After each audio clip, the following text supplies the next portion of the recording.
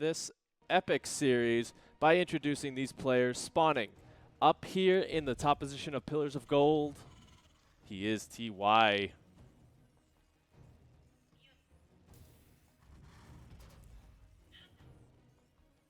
And his opponent down here in the bottom, he is Rogue.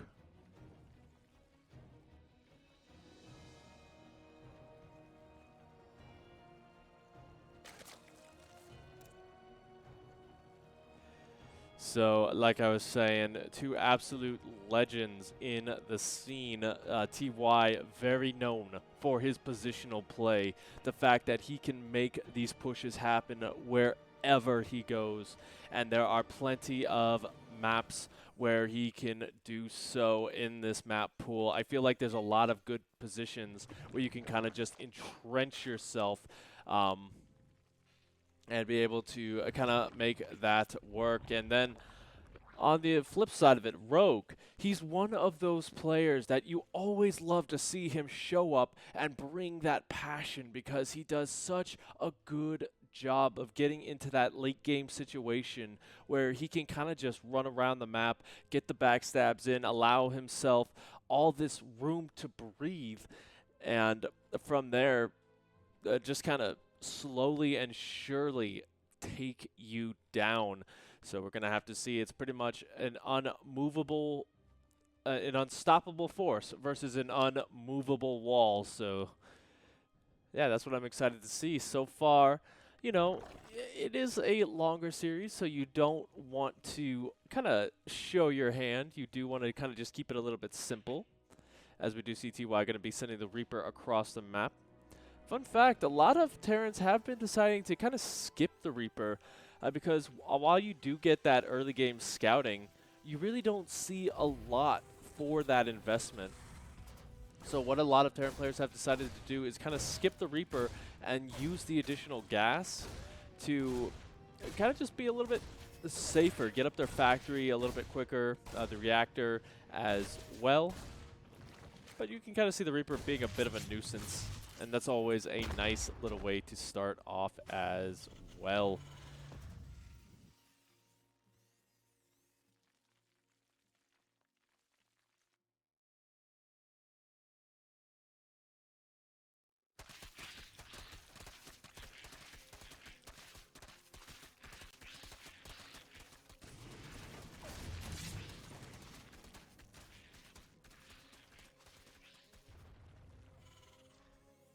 All right, looks like we are going to just see that little bit of a pull around here. Nothing too crazy. He's being very passive with the Reaper, as you can kind of see.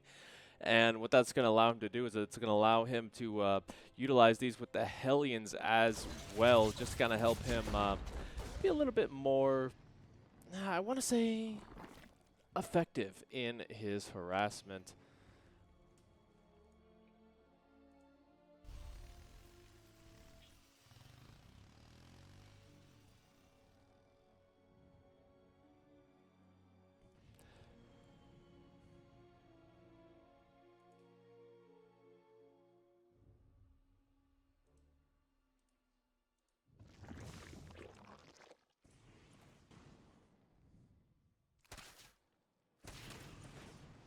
Yeah, nothing too much else about that one.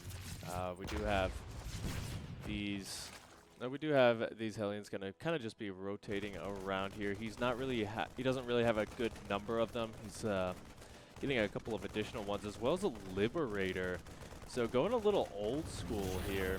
Back in the Wings of Liberty beta, so many years ago, there actually was a strategy where you would just go for Liberator Hellion and just get this really big push going. But that was when Liberators were a little bit more OP than they are today. So we'll have to see how he can do with that, as the Liberator is going to be going straight for the main base, getting a little bit of damage there.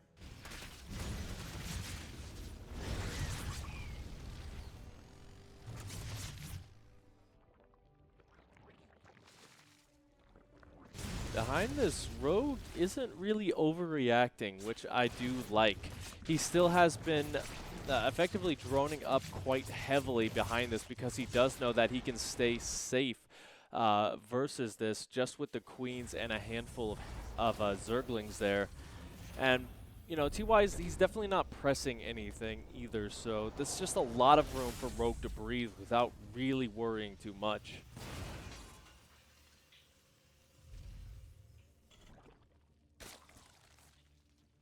As soon as that layer is finished, I think it's going to be Spire Tech this time. And the reason I think that is because he does have the Bailey Nest already down for safety banes. And he's also going to be getting the Evo Chambers up, so his upgrades will be starting soon.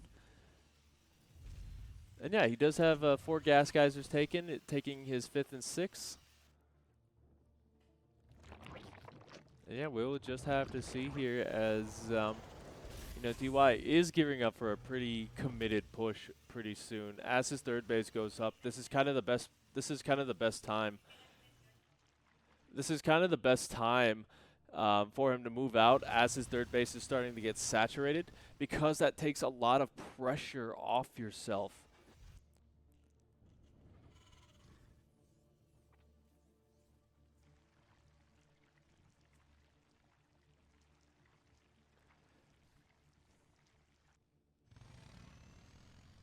Yeah, here we go. The fact that he kept the Hellions alive is pretty nice as well, because that will allow him to just have this very scary push coming towards the 4th base. Rogue, however, is going to try and take him down a little bit of a notch here, going straight for the 3rd base. The bunker, though, in a perfect position, so Rogue not able to get a surround on that. And as he heals that up, it's actually lasting a lot longer than it should. As we do see TY going to be moving in here. The Banelings going to be splashing the siege tank. That is not what you want to do. Oh my goodness. So Rogue, unfortunately a little bit of a stutter here. He still does have enough to kind of help push him back, and he did get a couple of SCV kills across the map. But he committed so much to that.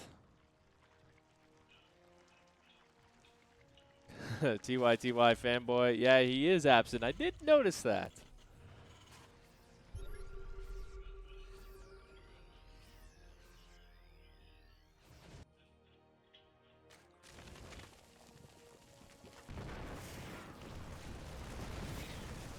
All right, so TY gonna find another great angle here, and this is kind of the thing. He's very good with this positional play. He does leave enough home to deal with the Banelings in the back, so he is going to be cleaned up, but he got a ton of Mutalisk kills there as well. Just kind of taking a look at the units lost that. You've got a couple of those Mutalisks, so they're going to be in a smaller number. And, you know, even though he lost that push, he's still very equal in supply. He already has his next attack coming across the map as well. So this is kind of the point where he has kind of decided, hey, I'm still going to go with this. I don't care if you have Mutalisks out. I'm just going to keep trying to push you and keep trying to kill you. Now, the problem with that is that Siege Tank's obviously not going to be the best if the Mutalisks get on top of them. Mainly for the fact that even though they do have those huge guns, they don't shoot up.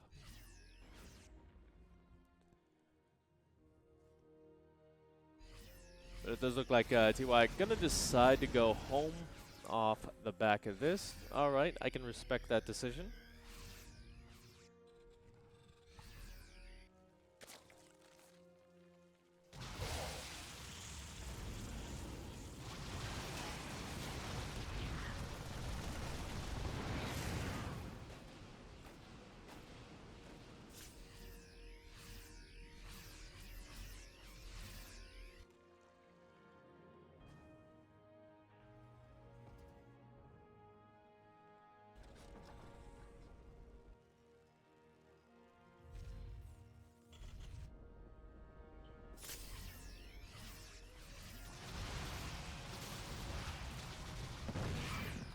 Alright, so now the meter is kind of just rotating around here. It looks like TY is kind of in a little bit of a contain until those Thors do come out.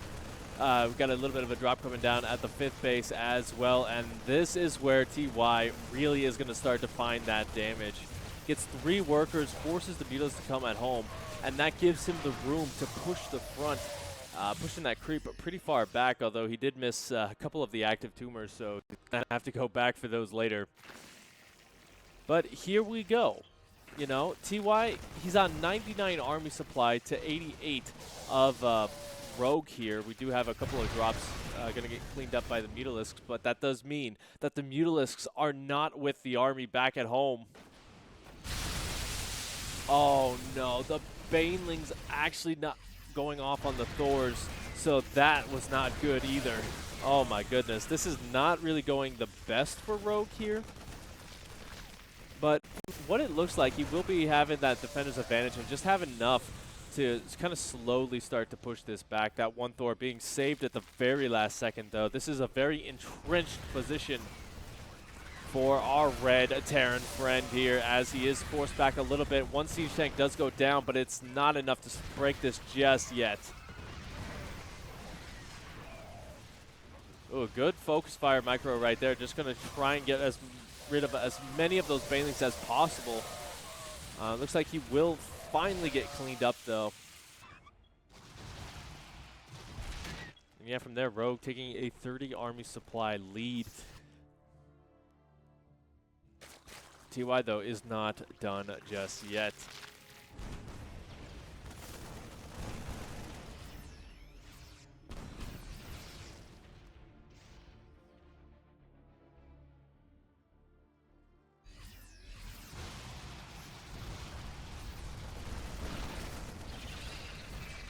Rogue a little bit supply blocked, though. He lost quite a few Overseers with that last push. So that's going to be a lot of minerals that he's going to have to expend into that. He is currently sitting on 87 workers, which is kind of that sweet spot for Zerg, where you can just produce consistent army supply. Although he is still on lair tech. His infestation pit is under fire here as well, and he is getting dropped absolutely everywhere with some huge Widowmine connections as well.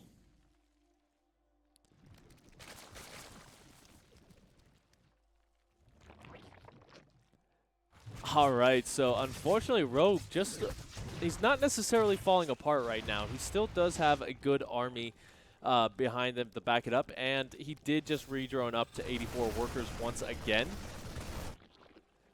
So he's not in a bad spot by any stretch of the imagination. It's just a little bit of a stumble here, not paying attention for the smallest of time. 28 additional workers going down, my goodness. That is never where you want to be in this game, losing that many workers this late.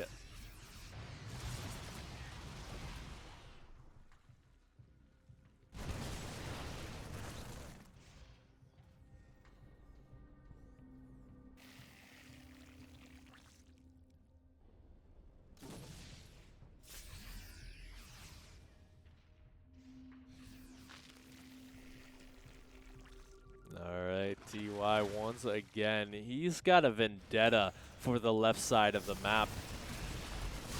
So we do see he's going to be coming in here again. The Banelings just rolling forward, trying to find any of those Widow Mines, but TY keeping them for a retreat path rather than in front of him. The Banelings as well not going to be finding those connections. He's finally just going to dive on top of this with everything. That is a lot of Banelings. And I don't think TY can hold this position here. The Widowmine's not going to go off on them either. So yeah, the Rogue does lose a base on the other side of the map, though. That has to be said. Taking a look at essentially what TY has right now. He's not really producing heavy on the Marauder count. He's just getting a ton of Widow Mines, which, by the way, just did more damage than the actual Zerg. And I don't know. I think Rogue is just he's having so much trouble. Once he starts to kind of get an edge in one area, he starts to lose it in another. Like right here, the drop going to be coming in and just denying that mining for quite a bit of time. But again, the Banelings not able to get those connections that they need. The saving grace, though, is that there are a ton of them.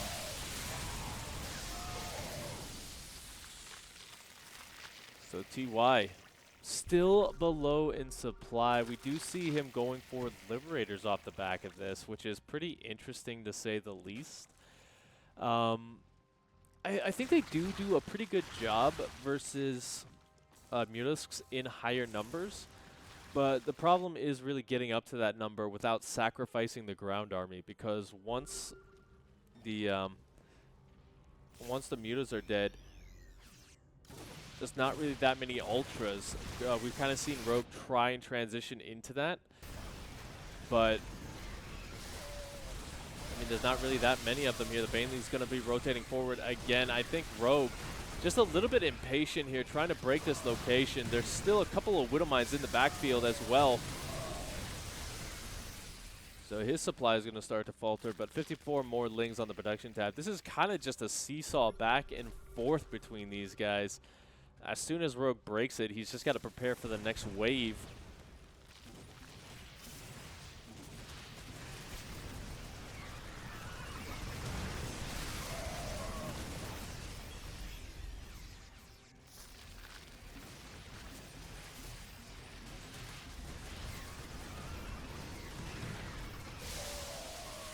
Yeah, here we go. Rogue going to break the position once again, but some huge Widowmine connections, just really making it a Pyrrhic victory here and opening up TY for further aggression, although it looks like for the meantime he has backed off for just a second, giving Rogue time to get up that Ultralisk count.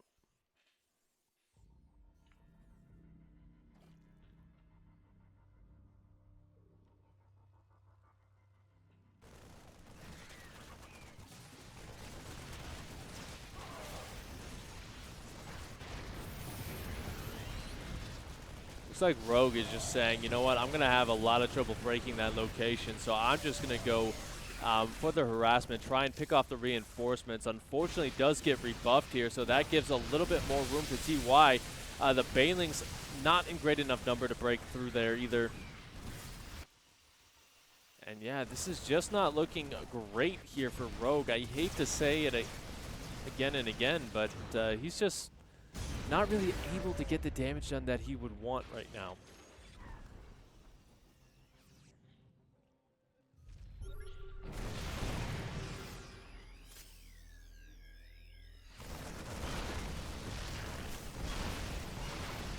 Yeah, that was a pretty bad connection for him as well. We got 10 drones going down. The Liberators just sieged up, now even just cleaning up the larva. Oh my goodness. Like, TY completely maxed out as well. Just, there is a situation where Rogue can get back into it, but he's going to have to take a perfect engagement and clean up a lot of the economy on the other side of the map as well.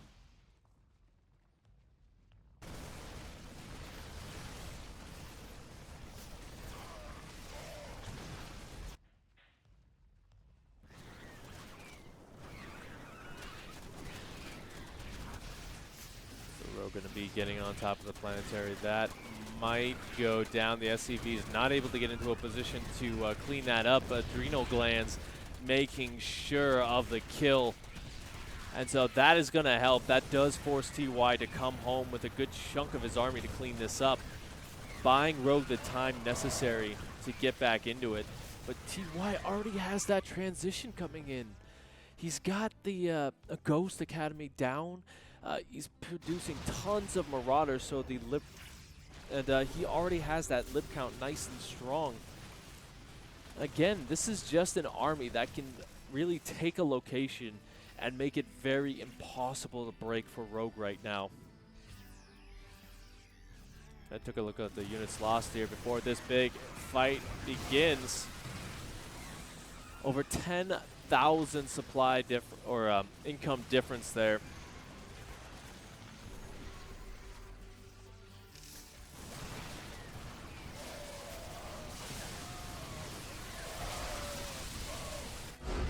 And GG is called.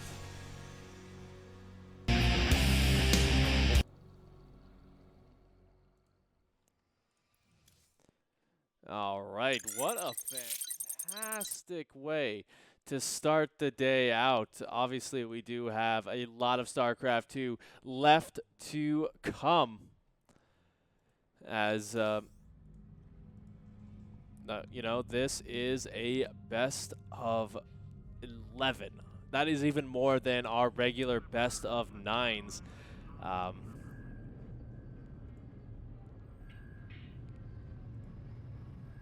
And yeah, I think it's going to be a loser pick for map choice, so I'm going to have to just see what they decide to pick.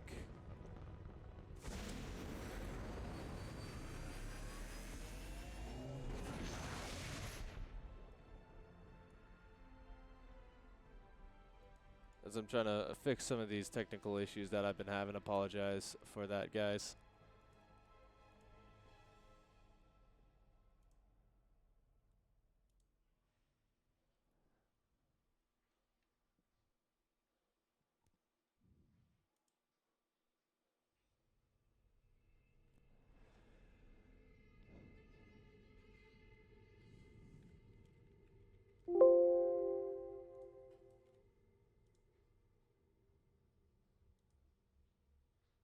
There we go.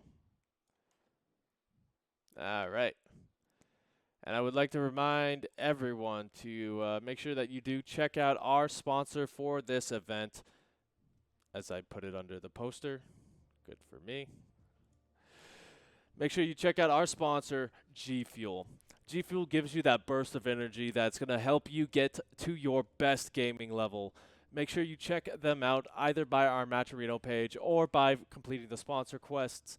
And yeah, get yourself some, because remember, gaming is a marathon and not a sprint. And with a ton of different flavors that are just delicious and awesome to give you that energy boost that you need, G Fuel is the way to go, and is the official drink of esports. So make sure you check them out and help out the channel.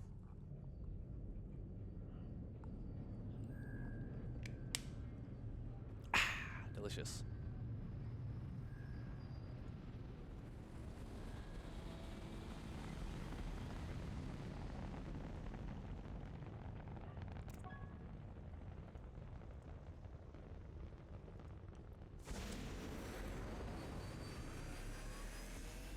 Alright, so I'm just waiting on...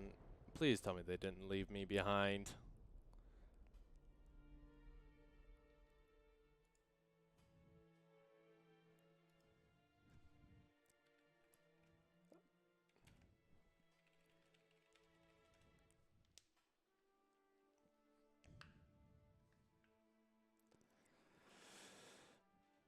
They forgot us.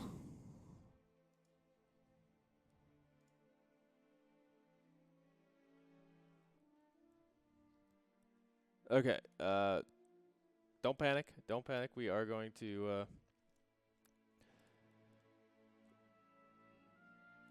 we'll fix this.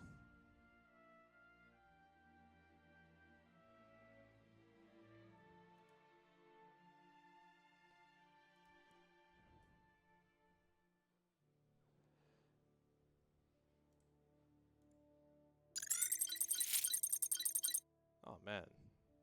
I am not doing anything right today. I apologize for that. Let's see. We'll fix this.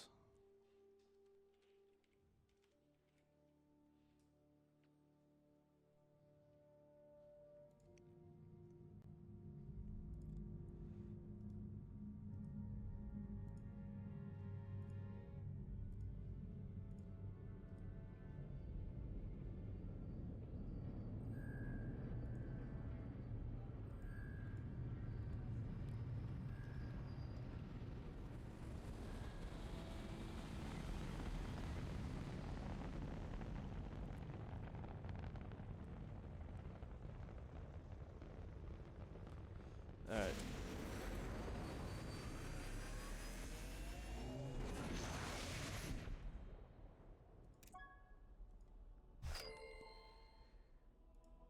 All right. So, sorry about that, guys. Ugh, this is just annoying. I'm falling apart today. I apologize for that.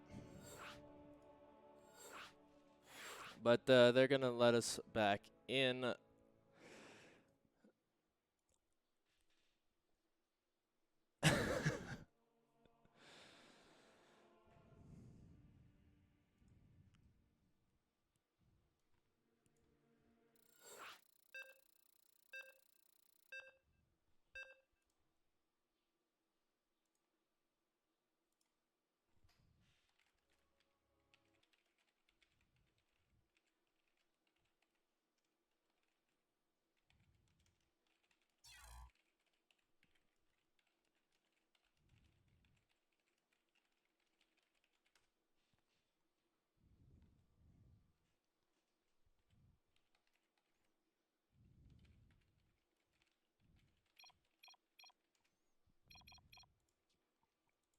All right, there we go.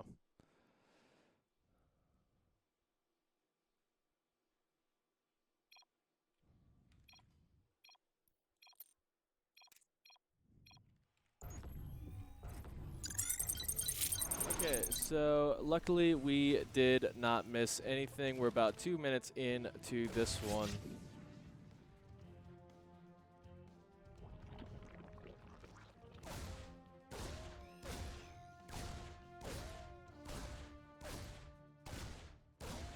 And you know, the Reaper is kind of just dancing around right now, just being a little bit of a nuisance. We got the Zerglings cleaning up that part, and TY going to be getting his natural up. Nice and normal game to kind of keep this going.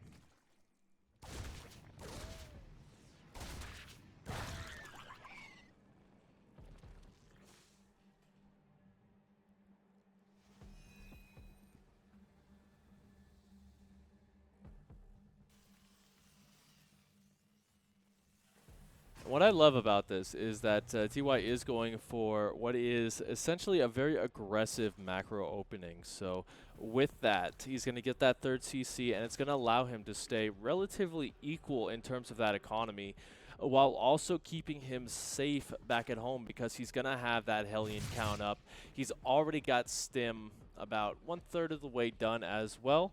So just a lot of good little tools here that's going to really kind of set the bar, because once a Terran player, especially a macro genius like TY, gets up to 3 bases, that's when it gets really scary for Rogue, as we saw in the last game. Just non-stop pushes and a lot of just really difficult things to deal with here.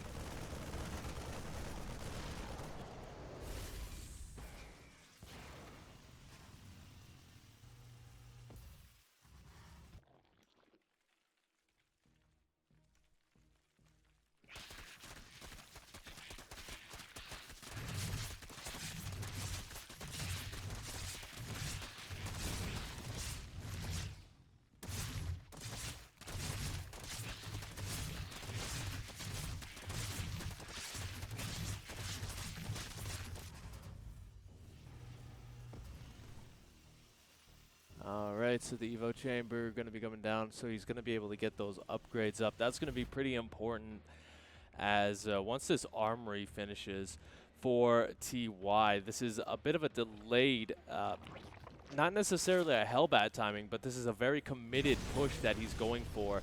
And Rogue kind of got a little glimpse of that. Just by the fact that the Hellions aren't coming across the map, you know something is up. So you can see him instantly throw down 12 additional Lings. Should start the Banes pretty soon, as well as start your upgrades. Because while this won't slow down the Terran a ton, it does mean that they're not going to have that upgrade advantage. They're not going to have really a ton of things that you usually would have once that third base goes down. The Army, though, has completed, not morphing the Hellbats just yet. There we go. Yeah, the Banelings just need to find those squishy connections, but a beautiful pickup there from TY will save a good majority of them. Now, it looks like he wants to keep this push going. There's not really a ton of Banelings to stop him either. But he just really doesn't have enough to continue to push that location, and GG's called. For that push, anyway. The game's still going on.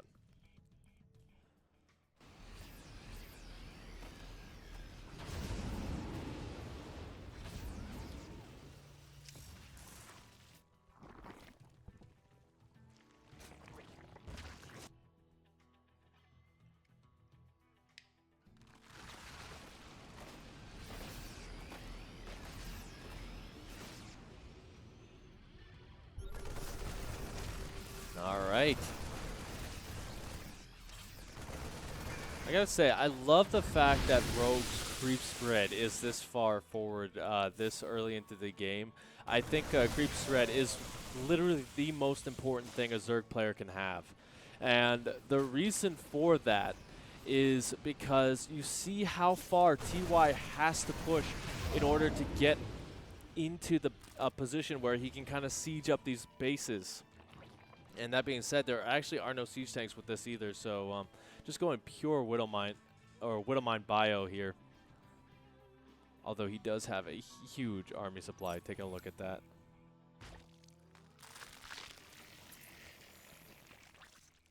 $72 to $46.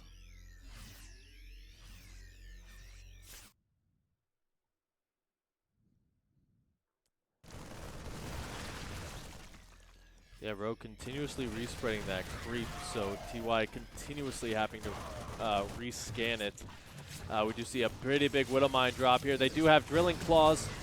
Don't get a ton of workers, but you know, and, some decent connections. 5 workers going down, and even more at the third base.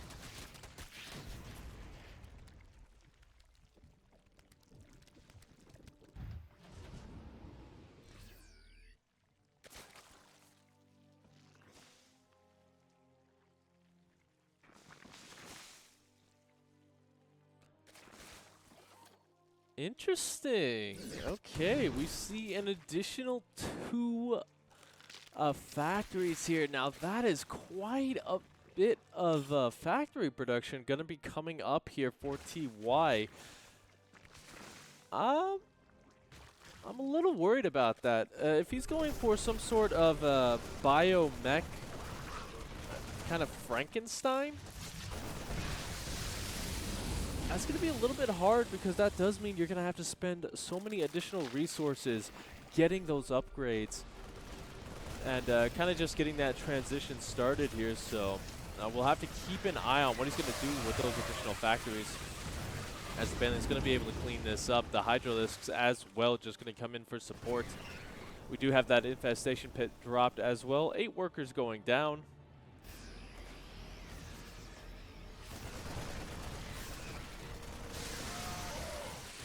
Good connections as well there with the Banes, just cleaning up a bunch of those.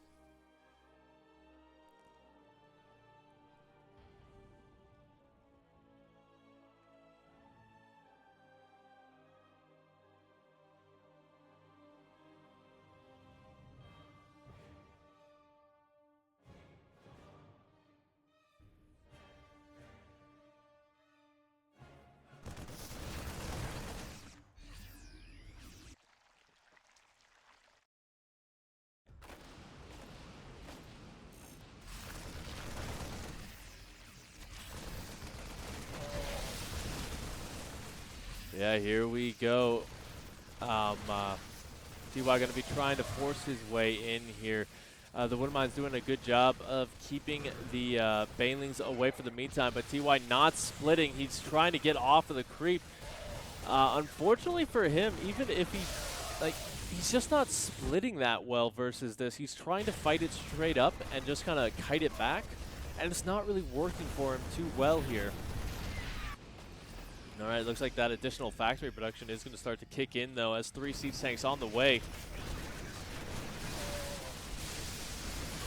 Unfortunately, though, losing 18 SCVs and his 4th, and we do see Rogue going to be coming in for another strike over there on the right with those Hydralisks. TY kind of feeling the pressure right now. He knows he has to get something done before lurkers are a threat.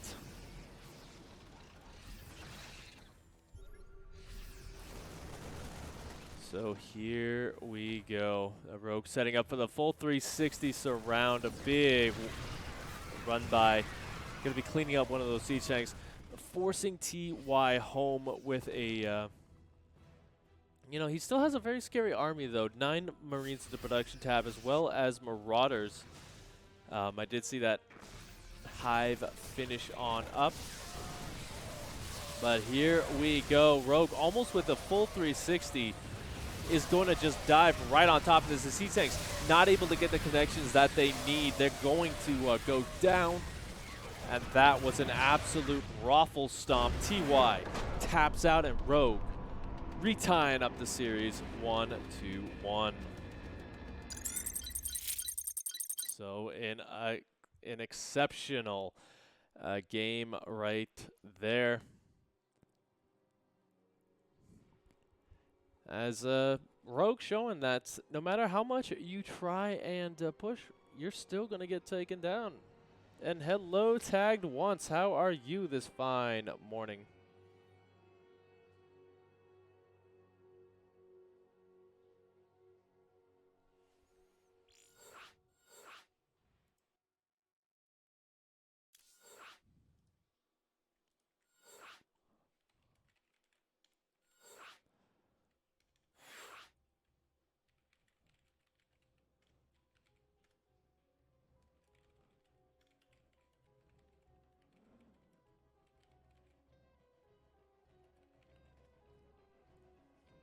All right, so we're going to be heading into Submarine here. So basically, we're doing all 7 maps, and then they will reset. So as the players kind of go on, they're going to have to be making those decisions. Oh, God, do I want to get back on Jaganantha? Do I want to try a smaller map and go for some cheesy shenanigans? What's going to be the play here? A lot of different things are going to be going into it.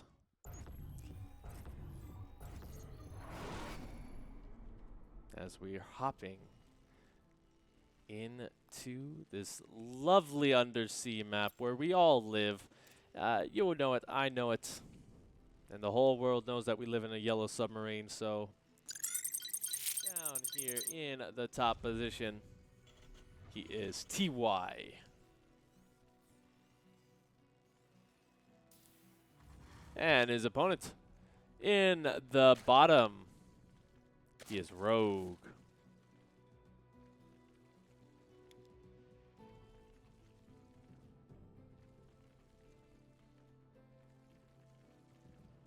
All right.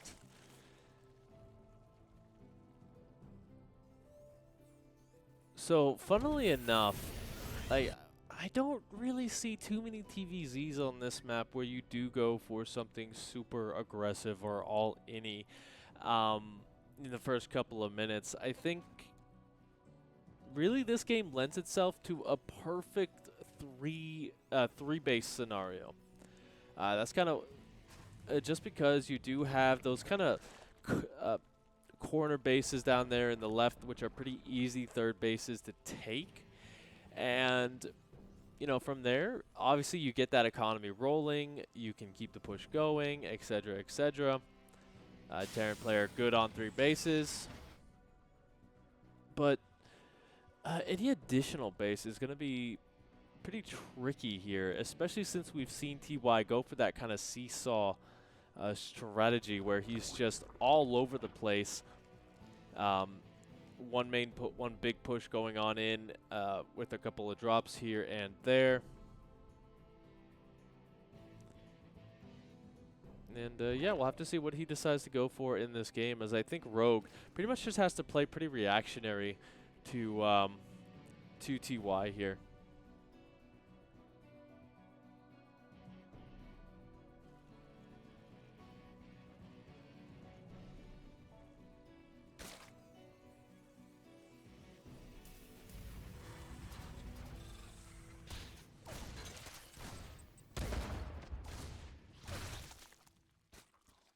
Very nice, getting that kill.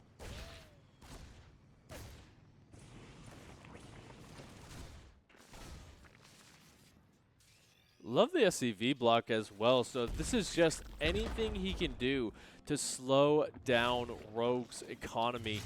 Doing a really good job of it too, as the Reaper going to be just really the threat as the SCV might finally get taken down. So that did shave off about 15 to 20 seconds, which, if you guys know, the early game of SC2 is all about those seconds. We have literally seen hundreds of thousands of dollars won and lost in that manner here. We do see Tech Lab coming up as well. That's probably for Sim. Might go for Banshees as well. There's a lot of open airspace near the main base.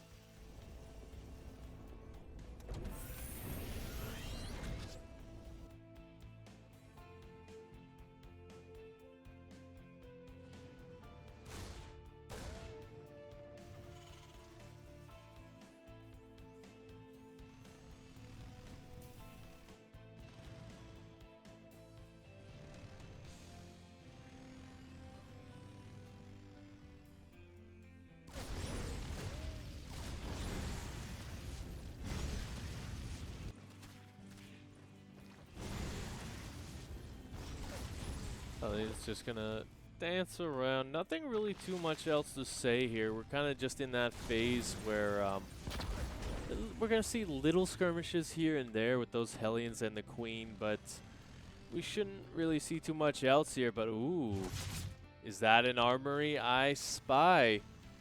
So this is gonna be a Banshee Hellbat push, and this is a really difficult to deal with here because the Banshees will have that cloak, and that does mean that they are going to be able to wail away on the Queens unceremoniously. The Reaper does go down, by the way. Not that big a deal.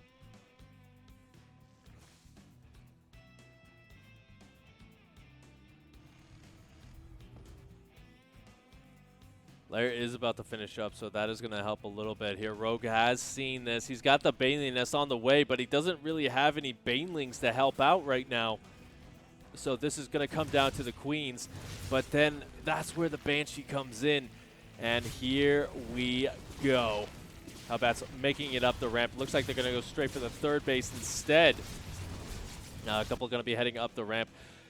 TY being very cautious. With the Banshee, going to be sending that back to link up with its partner.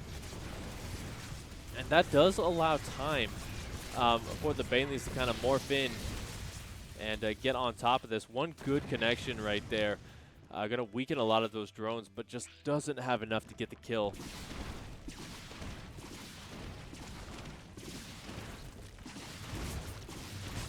Banshees, though, going to be doing some good work here. 6 workers going down. Off the back of this, we do have those Inji bays going down. It is bio.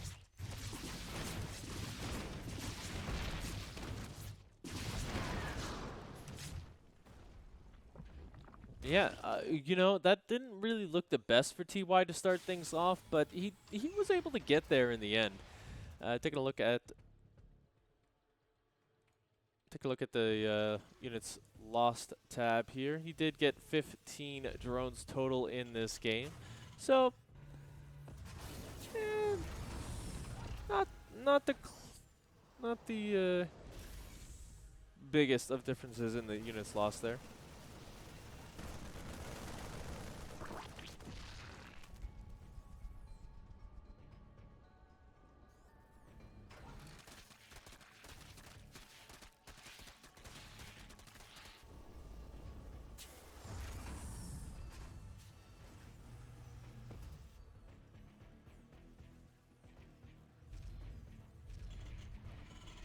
TY, though, just going for a tremendous amount of additional racks off this third base coming on down. He's going up to 9, which does tell me that we are going to be starting to see that push very, very soon here. As we do have 11 Mutalisks on the way.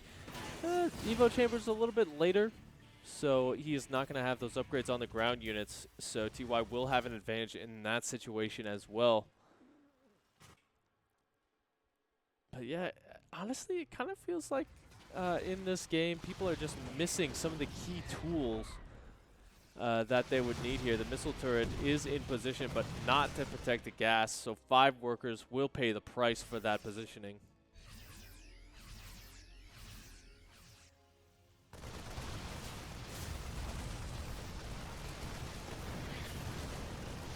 Beautiful connection right there as well for Rogue. Gonna get 2 of those siege tanks, a third.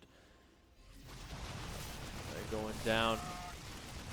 Yeah, these mutas are gonna do a pretty good job of kind of keeping TY at home for the meantime, because he does need to kind of play a little bit of catch up in terms of that economy. He's got his 4th.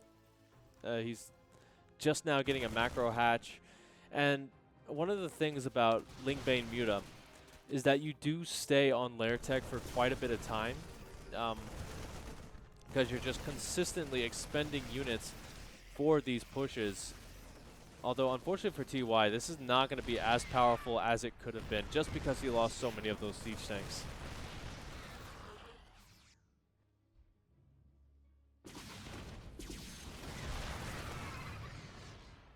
Looks like Rogue going to be trying to pick off the reinforcements there, just take the wind out of his sails. Not going to be able to, though, as TY very smartly keeping his reinforcements together.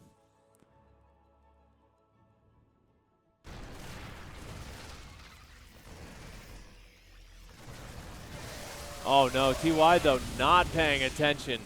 So the Banings are going to be able to get a good connection here as we see Rogue going for the kill. He is going to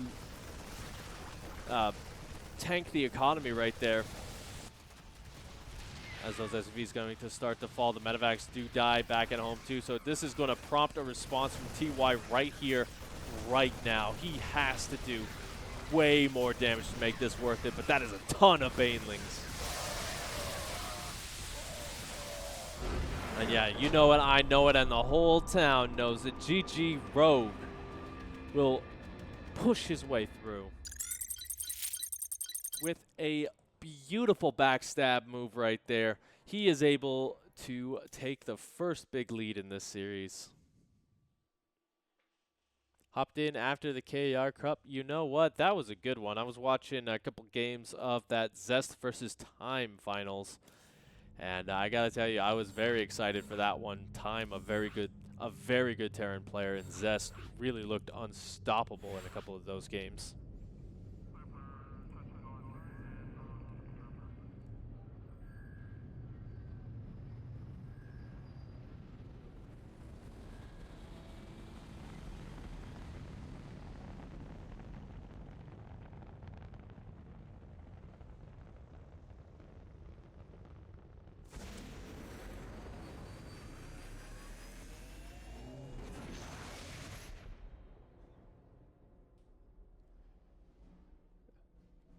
Just came in. The previous games were pretty good. TY was able to find that positioning pretty well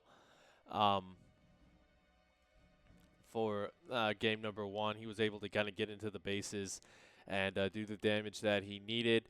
And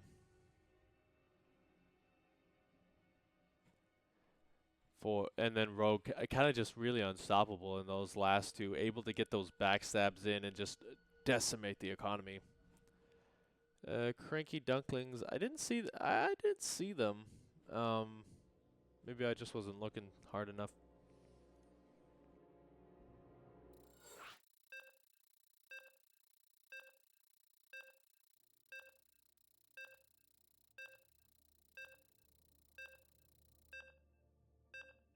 Make sure you guys are checking out the Matcherino page as well. Adds a little bit of money to the prize pool with Alpha X274.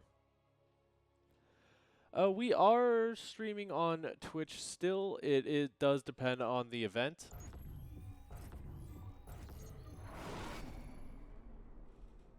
I'd have to ask for which events we're going to be doing on Twitch. Potentially some good ones. Because we do Africa TV as well. But anyway, I digress on that point because we have a game right here, right now. So spawning in the bottom right of Lightshade. He is our Blue Zerg Rogue.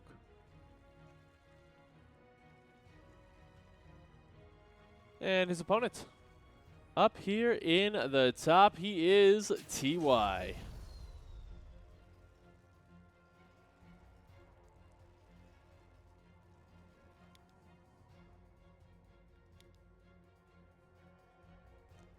And you know what? TY has had enough of these later stages of the game. He wants to go for the kill right here, right now. This is kind of that position where it's going to be tricky for Rogue to scout because I don't think that covers regular Overlord positioning. And yeah, these Overlords are going to be coming in and just wondering what the heck is going on for this, but the big, oh my god, TY.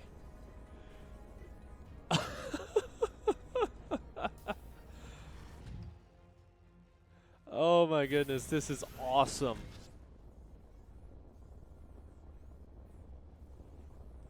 So this does mean that there's not going to be any bunkers down for this. If TY wanted to, he could try and sneak in one of these SCVs, but instead is just going to send these guys home to make sure that he has enough minerals to defend.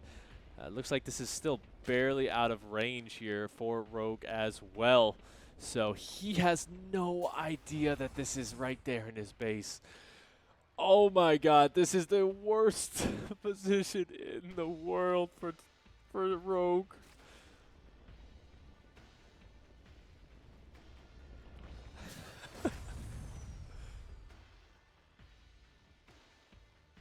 Okay, so now one thing that's really cool to see as well is that one of those Marines is actually trapped behind one of the racks. So that is a pretty big deal. TY is going to have to pay attention to that, but at the same time, it's going to help him out a lot because that's going to help him defend that location. Now, Rogue does know that this is here, but a little bit too late as the Spine Crawler only halfway done. The Zerglings are going to fall. And I mean, he is going to pull the drones, just desperately trying to defend right now. Looks like it's not going to be enough as they start to fall. The link count never really going to get up to that critical mass that they need to break this. The Spine Crawler, again, nice, but it has to continuously reposition here. And look at that. TY can just focus fire that down. I think this is pretty much it for Rogue. TY has tied it up.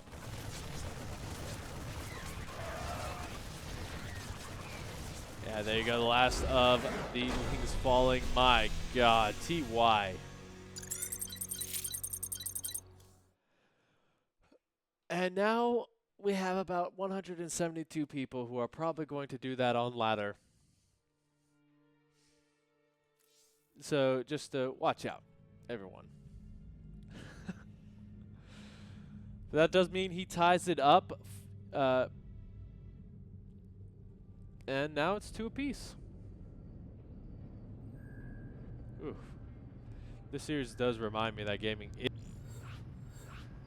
this game reminded me that it is a marathon and definitely not a sprint.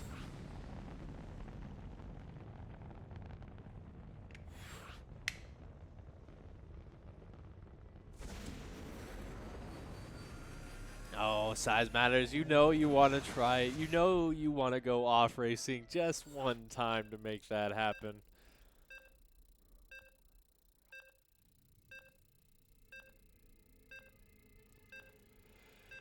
All right, but we are going to be hopping into Death Aura for map number 5. Gotta say, this is an absolute slugfest of a series. And yeah, we're going to be seeing what these guys continue to pull out. Keep in mind, it is... What time is it there? It's 11 p.m. Korean StarCraft time, which is KST. And that does mean that these guys are going to be pretty tired. I bet you they've been playing in the ESL Cup as well.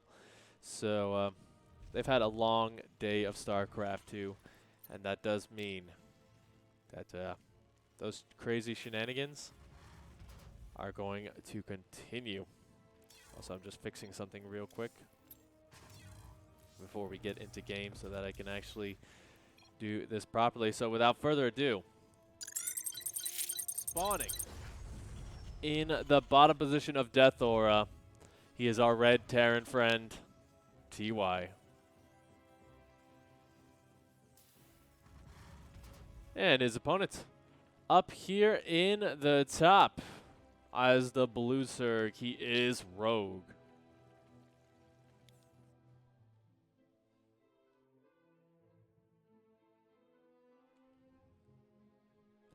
Well, as luck would have it, the season does end tomorrow. So your wish is granted.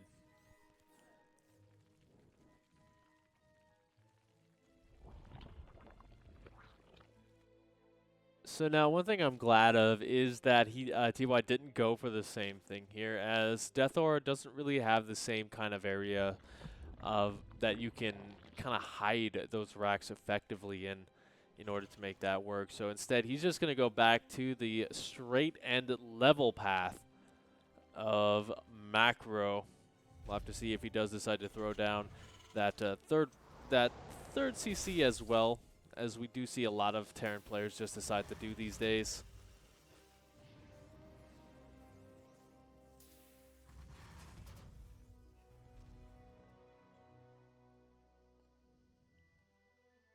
And yeah, Reaper going to be moving across the map. We'll see what he can get done.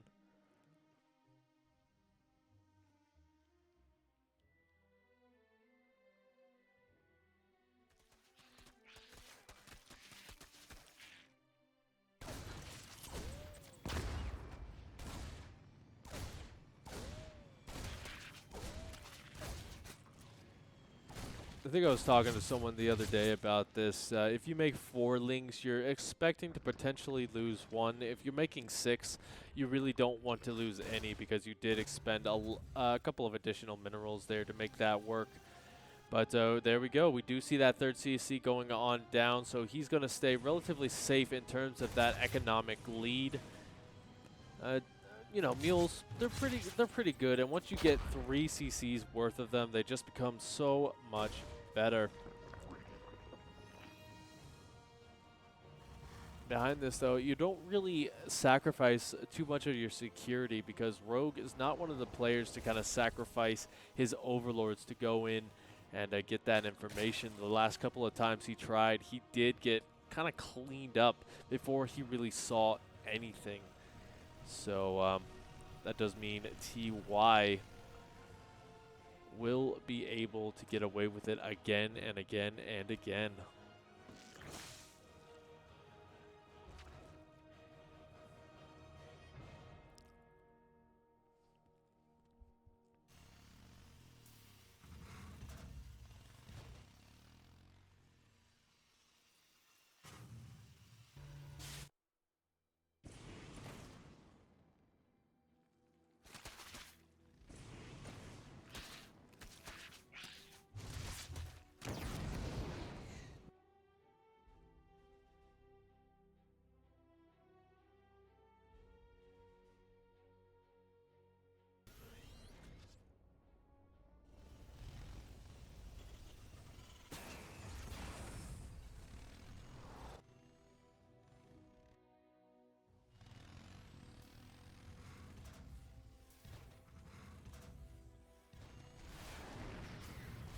A little bit of a Pult Viking here as Rogue going to be trying to go in once again. It does get cleaned up. You know, I think speedy Overlords would be a little bit better there. But yeah, we do see that the Hellions are staying at home, and I think Rogue did confirm that it was Hellions indeed. So that does tell him that there's a good potential that a much more committed, dedicated push is going to be coming across the map. The Hellions obviously a really nice addition to any sort of push because they do force Rogue to be a little bit more careful with his focus fire, just making sure that you do get on top of the Marines with your Banelings.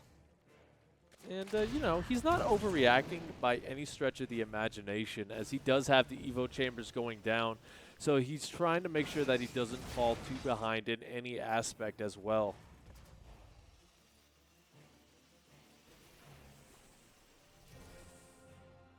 Yep, it is best of 11 with all maps being played. I actually didn't know that second part there, so thank you, Sushi, for letting me know, because that would have been very embarrassing to end the stream when only 9 have been played. But yeah, from here, combat shields, a +1. We should be seeing them move out, I'd imagine. Once these 2 medevacs are done, we do see the Hellions going to be wrapping around towards the 4th base. But the thing is, the longer that TY kind of delays, the further across the map that creep is going to be. And now that might not seem like the biggest deal.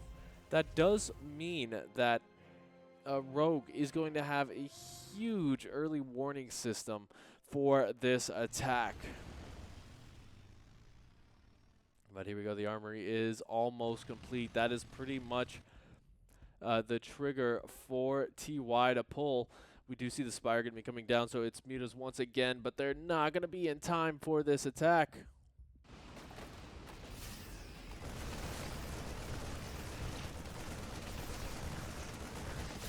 Now TY just trying to kind of sell that this is like a this is just drop play, that there isn't an attack coming across the map. There's no war here. But this is a really good tank positioning here because it allows you to kind of retreat to the high ground. So here we go, the first big stim, and he's got to be careful. Not too many of those, as he won't have that upgrade lead by the time this fight really begins. Beautiful pickup right there, going to make sure that he doesn't lose any of those Marines. And we do see what looks to be a drop going towards the right side as well. Will have to delay himself off creep as Rogue continuously pushing his way forward there back into the siege tank line. So TY has a very good position to keep this push going. Unfortunately, there goes a little bit too far forward. So now with the addition of the Mutalisks, he is going to have to retreat. Not going to unsiege the siege tank. Just going to leave it for dead. Welcome, Broken Gamer, to the chat.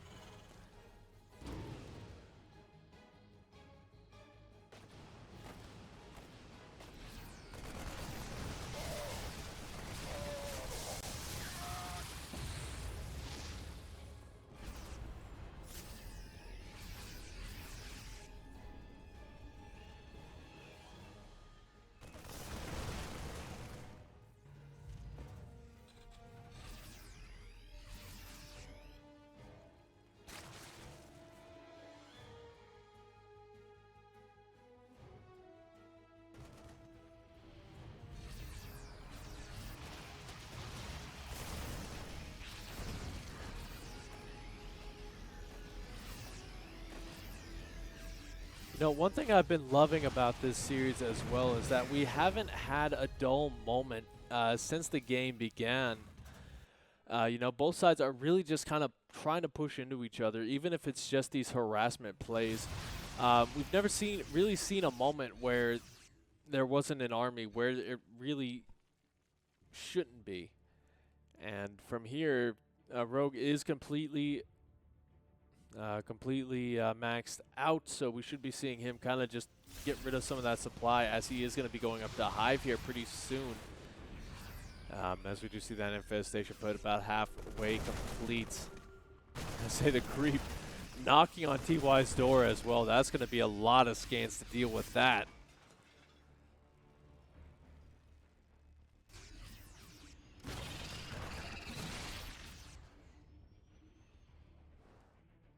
Yeah, here we go.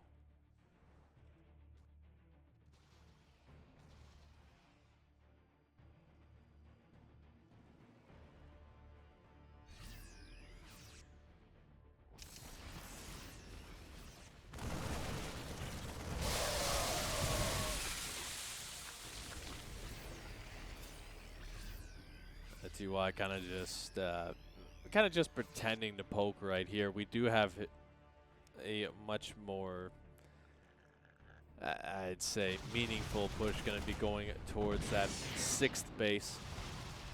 as we see the planetary under fire from the Mutalisks, but he does have enough back at home to defend.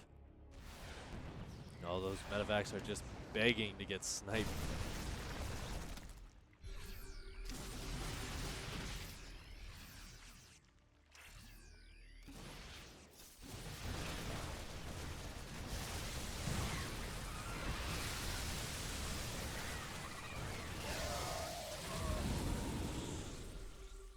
So now, yeah, TY setting up for this seesaw. He's already got the Widow Mines in position to cover the retreat. Going to make it difficult for Rogue to kind of push his way through. They're trying their hardest, but not really getting the connections that they need to clean that up. The Muta's going to stop the main base from going down. So that was a good connection right there for that. The Thor, though, is going to survive. There's just way too many Banelings. Although the Widow Mines cleaning up a good chunk of their numbers. There's just way too many here, and TY will be forced back once again.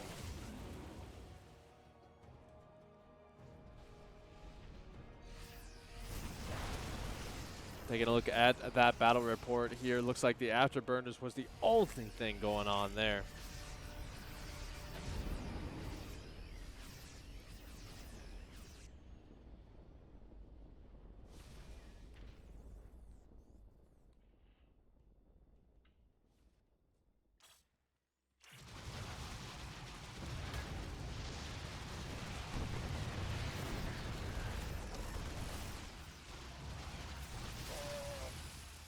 So now we do see TY's production a little bit camped.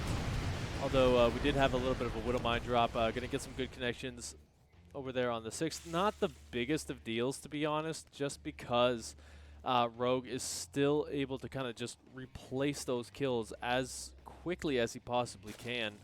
Both players still completely maxed out as well, keep in mind. So this is just...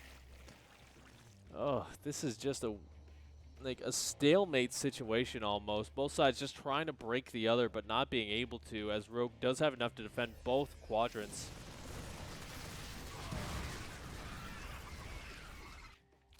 But here we go. TY has a little bit back at home to help him defend. The planetary going to be indispensable here as well. There's not enough Banelings to actually finish that off, but he will get a ton of the SCVs for his trouble. Unfortunately, he doesn't have enough home to defend this base. We did see a small drop going to be heading over to the left side as well. That's getting a couple of drones for his trouble. And so that was actually just relatively equal trade for both sides.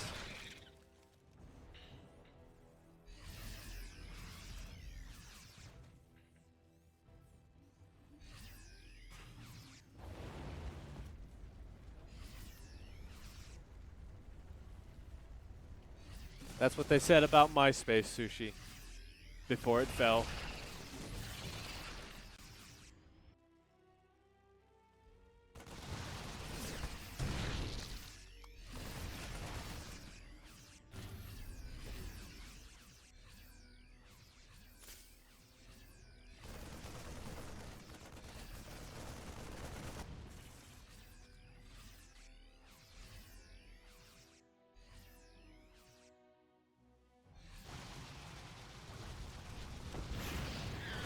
I gotta say, the Mutas are almost the MVPs here because they have been forcing TY to keep some of his army at home to help him out. And that's really gonna taken a lot of wind out of these pushes for him. We do see that he is gonna be moving in here a little bit too far forward, so the Banelings are gonna be able to clean up that first wave a little bit more in the back. He will retreat. He's going up for his next big strike. But now there's Ultralisks in play. We don't really see any ghosts. We don't see any libs. Just nothing really to deal with that. And he's actually going to lose a bunch of fresh mules as well. So honestly, while the supplies are pretty even here, if Rogue can get a couple more engagements like that, he's going to be in a wonderful position. The Mutas taking some big shots from the Thor, but they will survive and they will regenerate that health.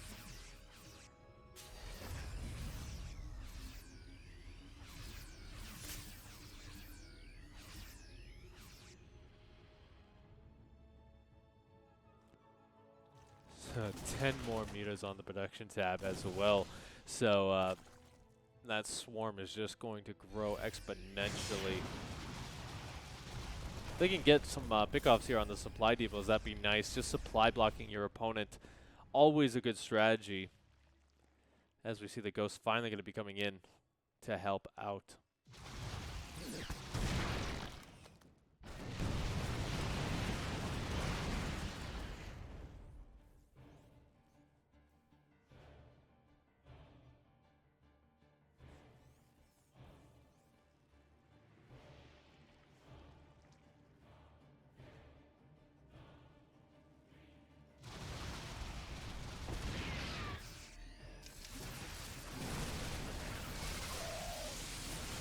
Continuing with these pushes, but there is enough ultra fire here that you're going to have to be a lot more committed to make it work. He loses quite a bit there as well. Banelings just rolling in when he's not paying attention, and you can kind of see that Rogue is really stressing his multitasking to the fullest.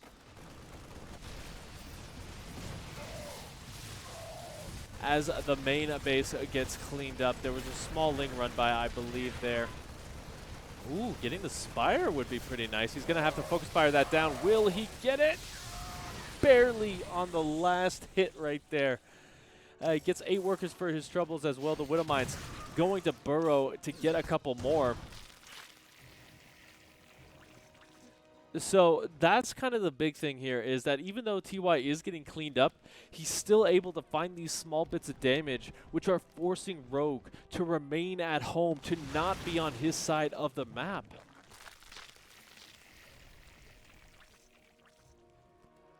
So if he can keep this up, he's going to have the perfect army composition to deal with this. That was actually so smart, using the Changeling to bait out that next shot. Wow. But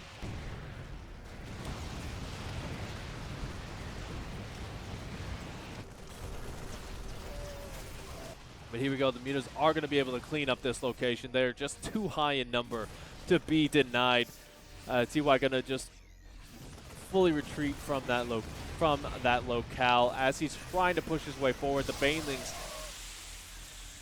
it's not that they're getting great connections, it's that there's so many of them. Just take a look at that. 17 Banelings out on the map right now. Although the Ultra's starting to fall. 23 more on the production tab.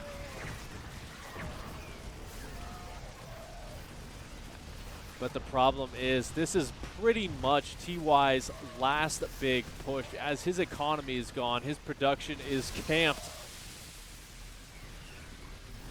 And I think, even though he is going to break this location, how much wind does he have in the sail? The meter's just getting so much damage done.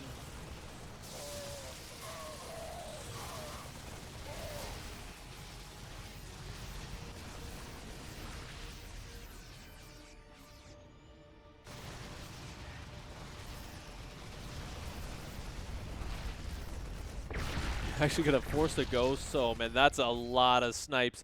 Gonna clean up a lot of them, but TY heavily supply blocked on 167. Rogue, his supply is lower right now, but I don't think that really matters as, take a look at that income.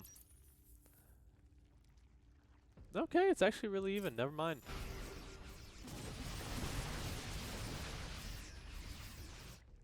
I think just from here, though,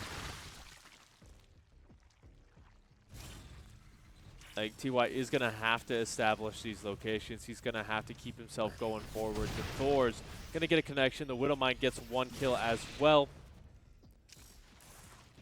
And actually, you know, Rogue, he's trying to remake these Ultralisks. I don't know if that's the best decision with the number of ghosts that are out on the map. You can see how much snipe energy they do have left. So they're going to be very useful in the fight, and I think those minerals would be more useful in other fields, like getting more Banelings, which, by the way, are crashing their way through.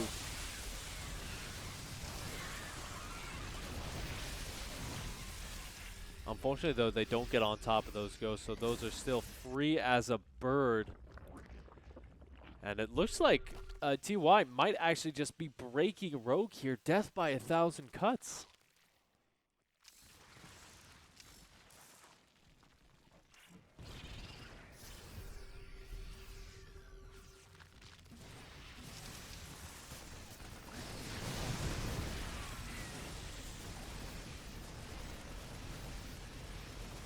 Now Rogue, you know, he took a lot of damage. He was able to get quite a bit of damage done himself, but with the Ultras going down and those Banelings not able to connect, TY is going to go take the game and keep us rolling. Now that does mean that there are 2 maps left before the map pool resets, so let's see what we have left. We have Oxide and Jagannantha.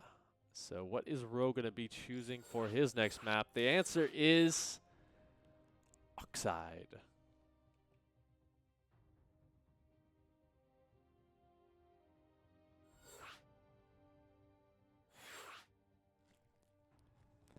All right, but we are going to be hopping into that in just a second. Make sure you got your G Fuel ready because it has been a marathon event, not a sprint. Even though TY did try to make it a sprint one time there. Yeah, check them out at the Matcherino page. Make sure you're using that code as well.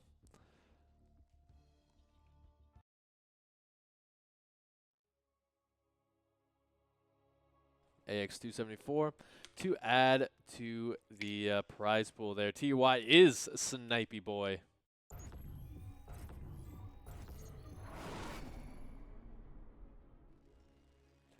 So I think the problem there was Rogue, you know, he got a lot of damage done. He was able to kind of do quite a bit of work, but once TY got those ghosts out, he just tried too hard to make the Ultralisks work, I feel, because we saw he was skip broke, and he made 3 additional Ultralisks off the back of that. That's a ton of lings that you could have.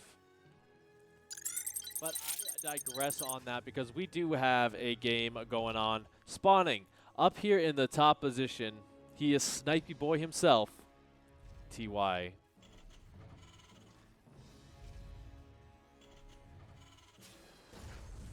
And his opponent down here in the bottom, he is Rogue. Camera hotkeys.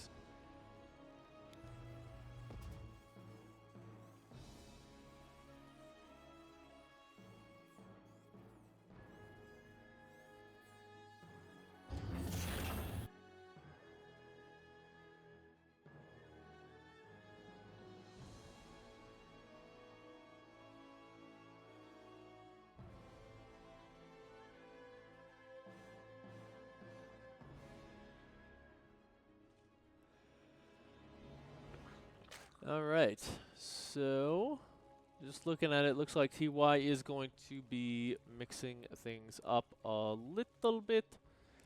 He is going to be skipping the Reaper, and again, I like that on this map especially because again, if you skip the Reaper, you're gonna have so much additional gas that you can pretty much throw down into that factory a lot earlier, as we're seeing. You're gonna be able to get that reactor up pretty quickly as well, and that really lends itself to a much more aggressive play style because off the back of that you can go for those Hellbat timings, which TY has been doing. You can go for just 2-1-1. You can go for pretty much anything your Little Terran heart desires. You can even go for that third CC like TY has been doing as well, and just go and just spam a Marine Marauder across the map.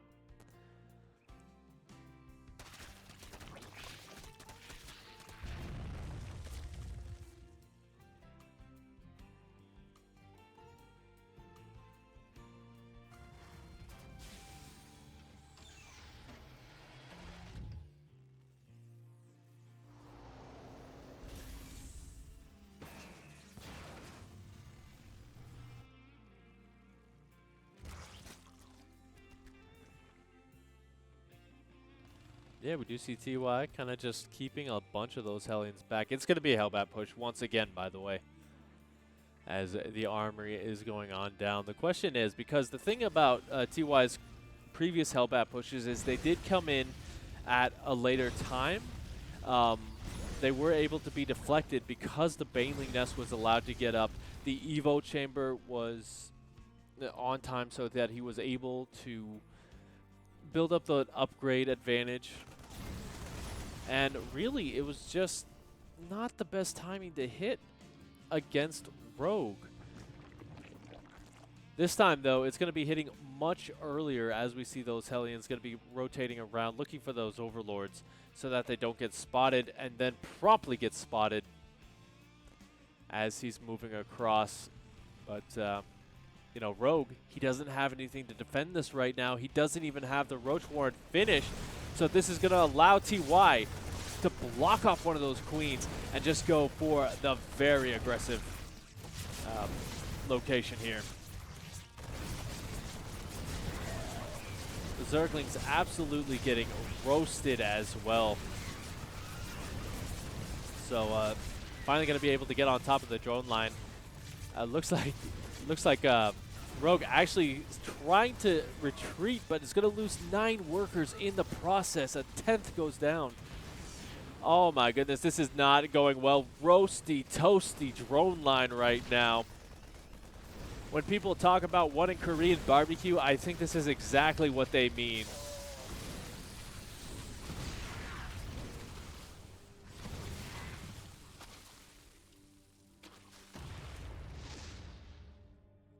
Oh my gosh, I am just speechless off of that Rogue.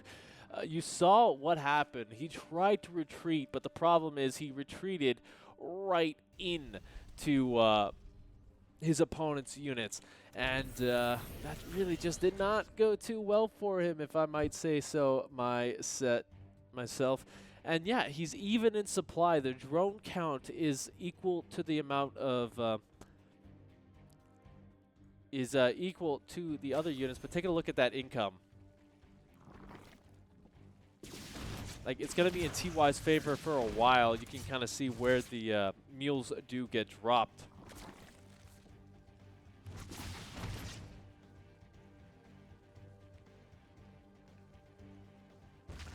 So now the question is, what's the follow-up here?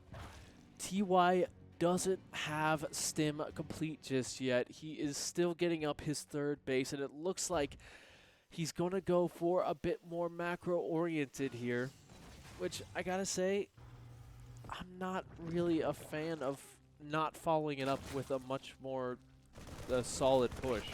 And the reason for that is, yes, he did get a lot of damage, but now we're going to have to wait for him to kind of rebuild back up and go for the next one. He's supply block too. Oh no.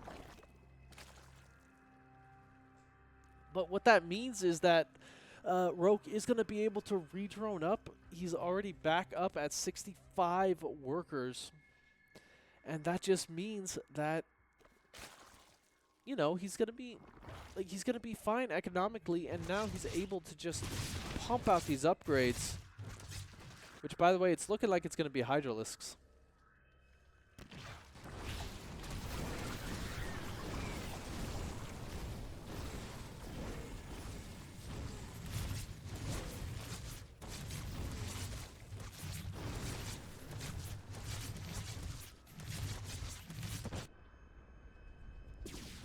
Alright, 3rd base is going down. The Hellbats get a couple of drone kills, but not that many. I gotta take a look at the units loss tab here. Obviously a ton of drones, some lings, even getting a couple of queens in that engagement for a bunch of Hellbats.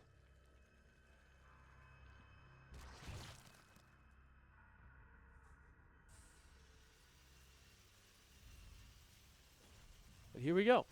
TY gonna be moving out again. He's got some siege tanks, so he is going to be able to set up that kind of offensive position that's really hard to break, as we don't really have a big Ravager count at the moment. And he's going to find the perfect location here, as Rogue didn't get time to break down the rocks. And as I said, did I say there were no Ravagers? I meant there were a ton of Ravagers.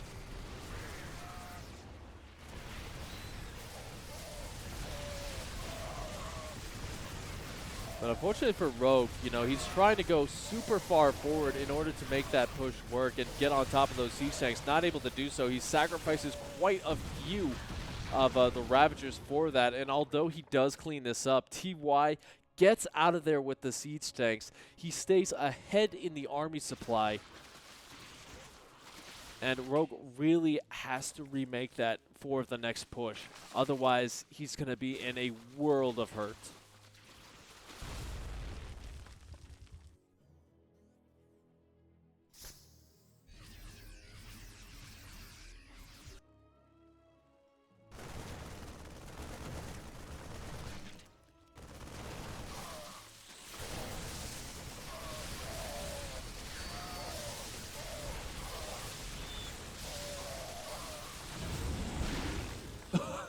Hitting his own bile on the roaches. We do see a bit of those Bane. She's going to be coming in. The support brawler not in position, so he will get some additional kills.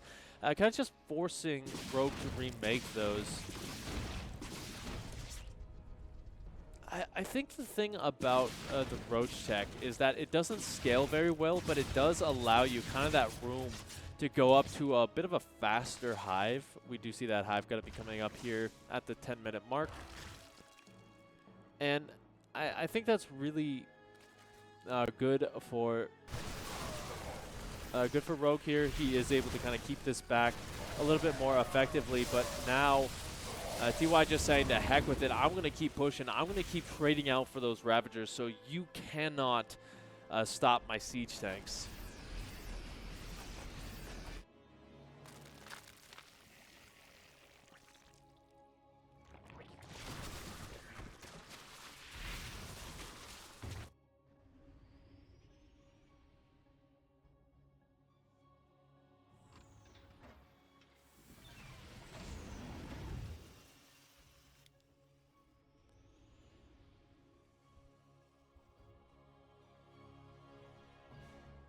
Looks like Rogue going to be able to get this 5th base up here. TY not going to stop the pushing, however. He knows that there is a good potential that Hive is down, so he needs to find some damage.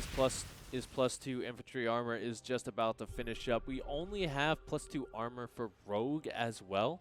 I think that might be a bit of a mistake, or he is trying to expend that gas in these Vipers, in the Lurkers about to come up here. So we'll have to see if that ends up hurting him here, as that does mean that the Roaches aren't going to be hitting as hard as they should. The drop going to be coming in right on top of the tech. If he wanted to focus fire that down, I think that'd be a little bit worth a lot here. Does anything to slow Rogue down. The C-Tank's going to get a couple of good pot shots off as well on the Roaches, but TY will have to pick up and get out of there. He is not done, though, as we see his army up in the top, like about to join up. And that's a scary proposition for Rogue right now, because he doesn't have that tech switch just yet. His Lurkers only just now on the way, and they will not have the upgrades.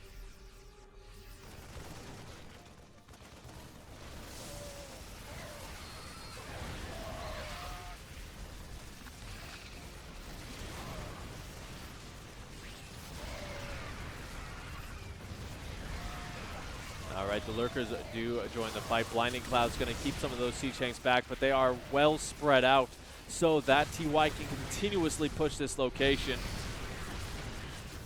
And unfortunately, there's not that many Ravagers left. They're expending all of their biles to take down the siege tanks.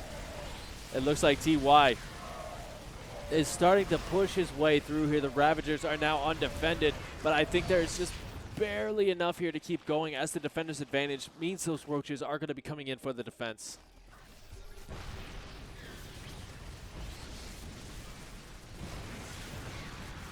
A couple of good yoinks. One of the Lurkers did go down. I think Rogue just barely starting to keep this going here, but he has taken some very Pyrrhic damage in order to make it happen.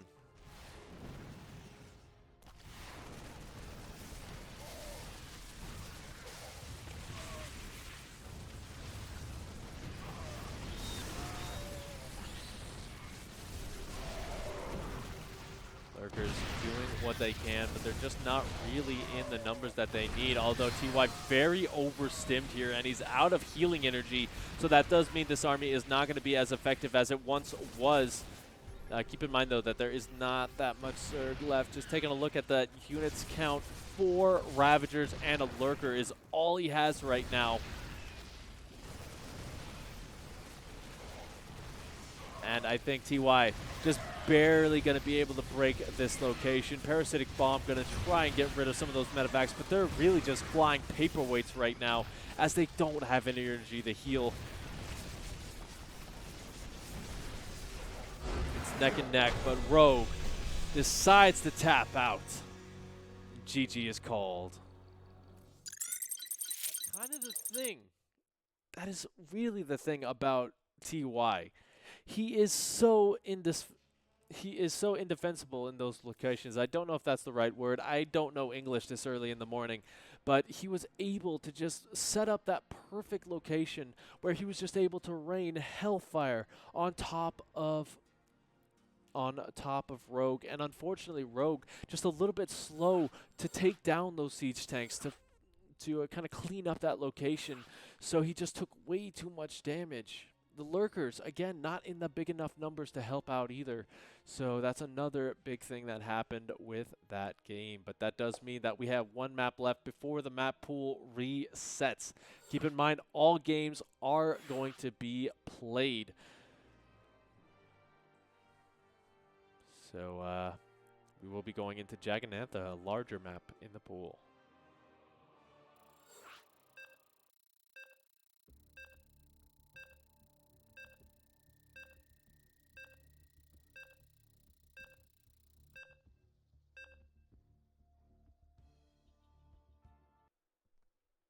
Thank you, Merchant SC2, for the follow on Twitter, by the way. Appreciate it.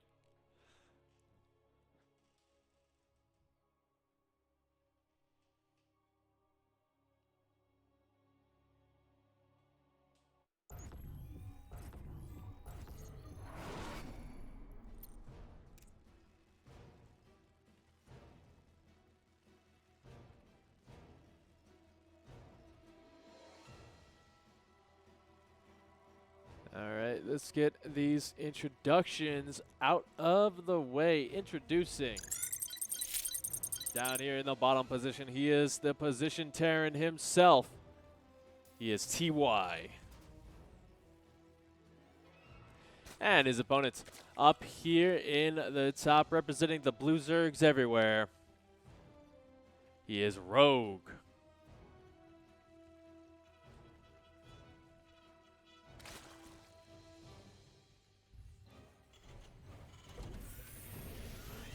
Someone is banging on my door. I apologize, guys. I will be right back.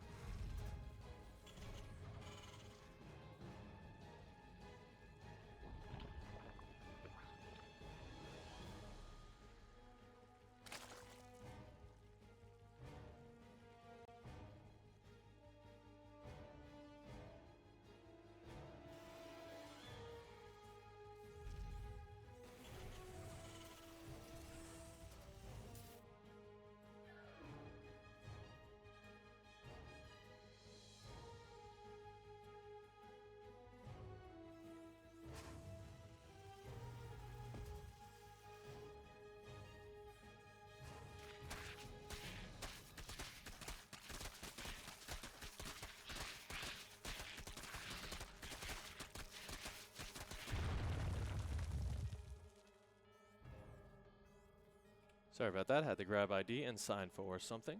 But taking a look at this game, so far so good. We do see TY kind of rotating around with these first couple of Marines. He did skip the Reaper once again, which I kind of like, because the big thing about TVZ these days is that you really don't see a lot with that first Reaper. By the time they actually start to throw down their tech, you just don't have anything. You just don't really have the ability to get in there to see it, as we do have a 2-1-1 on the way as well, so that's another big reason to skip it. Now, this is going to be pretty interesting, because if Rogue scouts the number of Marines, that's the most important indicator that this is coming. And from there, that gives you the information that you need to throw down either that Roach Warren or the Baneling Nest to stay safe.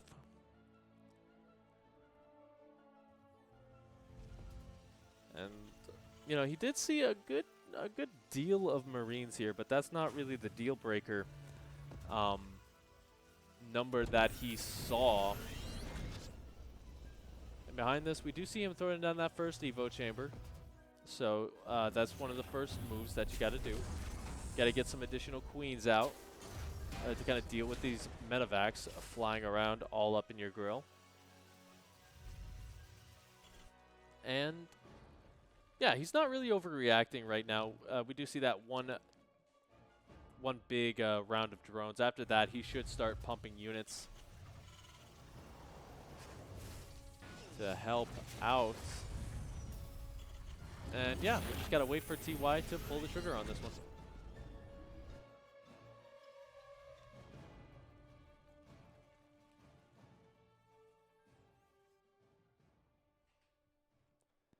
I think that actually threaded the needle pretty well there. Kept that safe. The Baneling Nest is dropped, but that is very, very late for this. TY going to drop on the edge of the creep right now.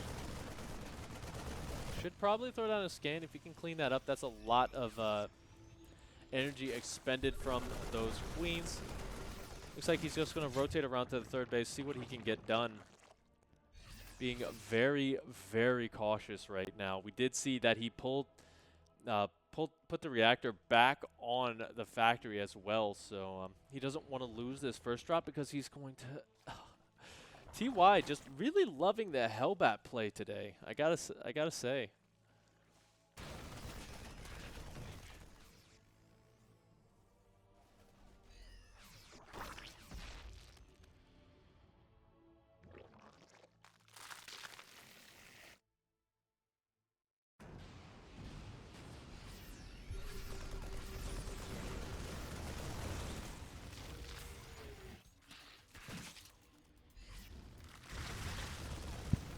But here we go. The Hellbats have morphed very aggressively here. That's a lot of banelings. The SCV's actually pulled as well to try and stop this. So TY completely all in with this. And it's looking to work out so far, as those banelings, without speed, without +1 carapace, will actually start to get the connections on a bunch of those Marines. Looks like TY just barely not enough here, actually. So that looked really good for him until it didn't. I think that's really the only way you can describe that, as he had enough, but he didn't have that split at the very end, and that's what cost him everything.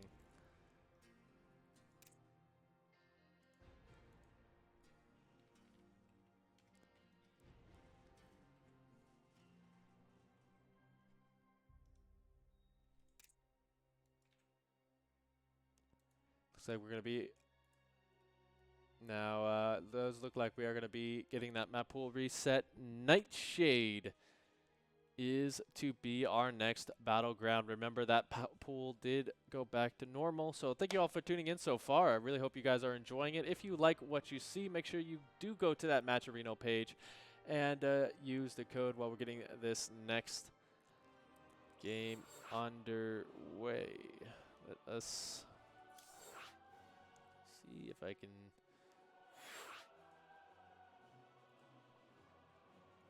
Okay, I'll show you guys after this next game, because we are in the lobby, how you can contribute to the prize pool.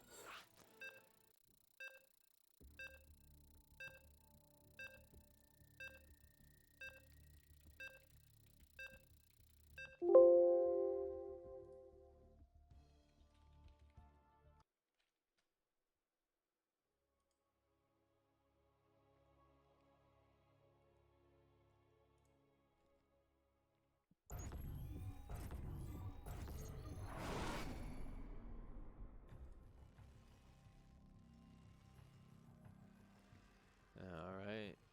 So as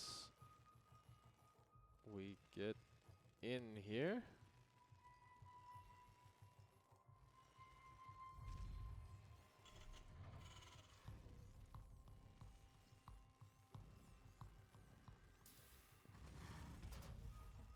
Good to go. Sorry about that. Let's introduce these players.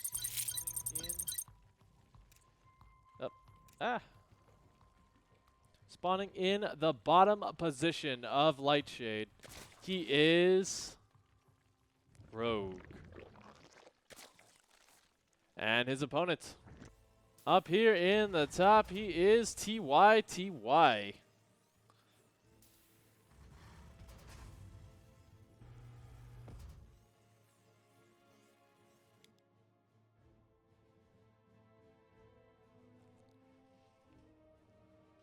Yeah, you're right, StarCraft Simp. It is TY. And he has been the player, I've got to say, to kind of mix it up the most in this series. He's the only one to have cheese so far. He's the only one to have, you know, kind of switched it up a bit. He has kind of favored the Hellbat timings here versus Rogue, just trying to hit those crisp damages. Getting rebuffed. I think Hellbats can be pretty good, but they just have to be unscouted in order to make them the most efficient, and Rogue just been able to get the perfect defenses up because he did see it in time.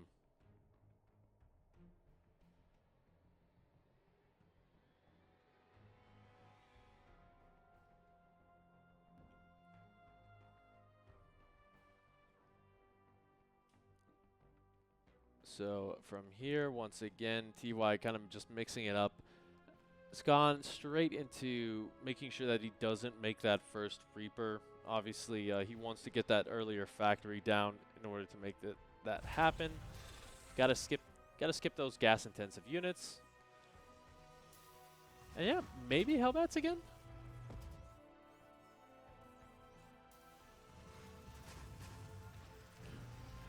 Hey, TY fanboy, we were just talking about you at the beginning of the stream. We were missing you.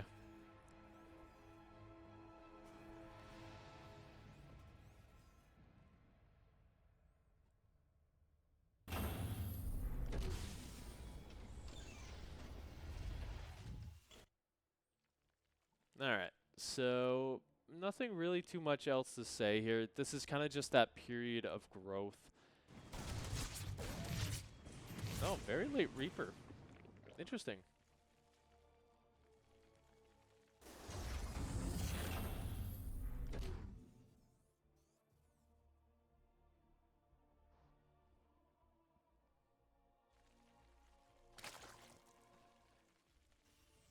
Alright, so one big tell for Rogue right now is the fact that the Hellions have not joined up on the other side of the map. He sees that TY is kind of keeping them at home, and now even just seeing two of them come across is still kind of putting a little bit of a warning bell in his mind.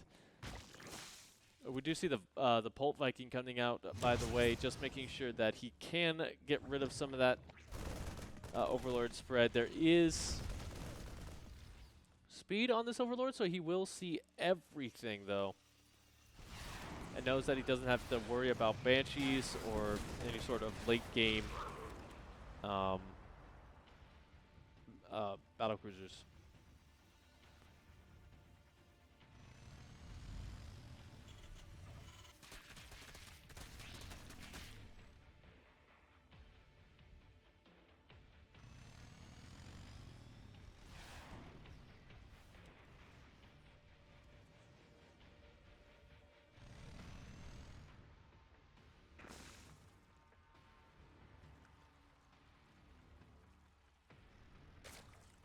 Okay, I actually like this. So this is another form of the Hellbat timing, but it adds in those Marauders. Unfortunately, Rogue does see this.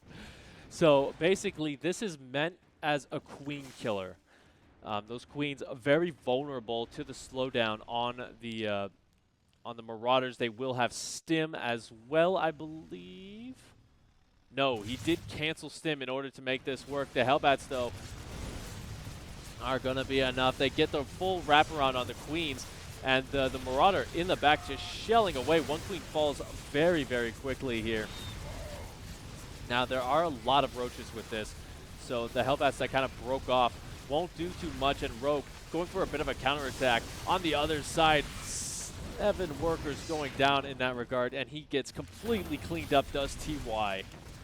Oh no, the wall was not complete. So while TY will find little pecks of damage here and there, Rogue smells blood in the water and just ships those roaches across the map, looking to finish this one out and tie the series up.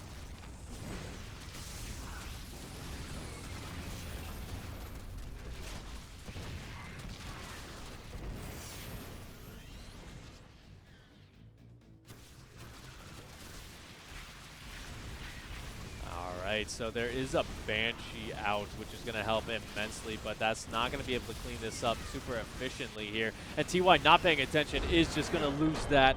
GG is called. Rogue takes the game, number 8.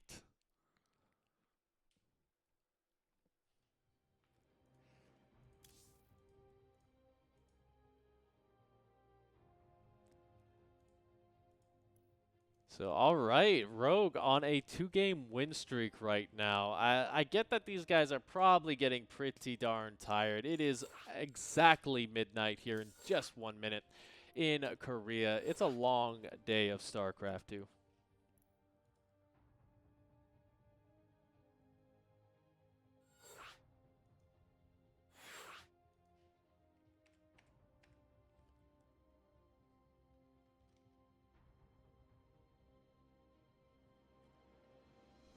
As we're going to be going into Submarine for our next one.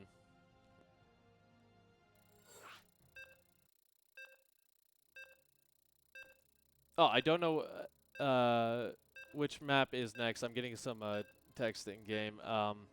It's loser's pick for the map choice. So I don't know what the next map is going to be until TY says it, and even then he says it in Korean. So you know, I do not speak Korean. But anyway, we are in map number 9 on Submarine. So a bit of a smaller map. A lot of crazy things can happen here. And speaking of those crazy things, let's introduce these players. Spawning in the top position of Submarine, it is TY.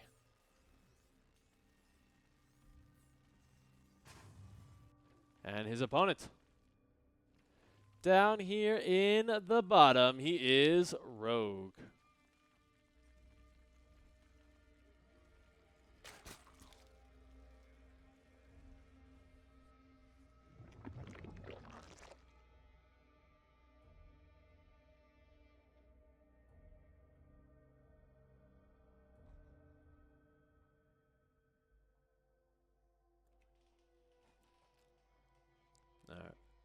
Size matters. Yeah, Submarine is definitely a Terran map because it does allow them so many different positions to kind of get to. TY, as we know, he's kind of one of those players. He's like a leech, very difficult to get rid of once he clutches onto you.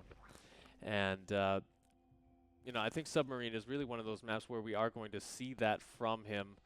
We do see the Reaper going to be on the production tab, so he just wants to keep it a little bit safe with his scouting. He wants to make sure that what Rogue is doing is on the up and up, because the only thing you really need to see with this first SCV is the hatchery timing.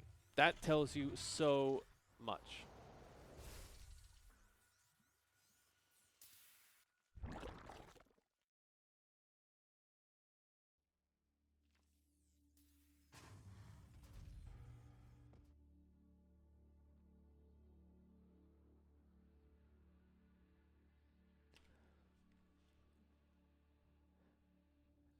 Alright, so nothing really going to happen here. The Reaper going to be coming in. Looking to go straight for the drone kill. That might actually cost him the Reaper. That was very, I can't say unlucky. That was just very sloppy there from TY, not really paying attention. You can kind of see he's a little upset about that one as well. DKSL.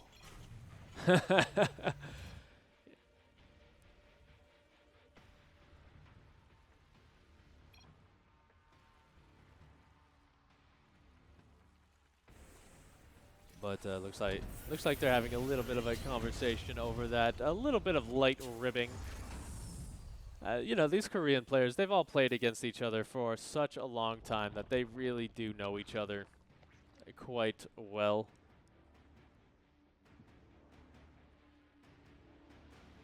Sorry about that. And yeah, from here we do have pretty much everything pretty standard here from TY.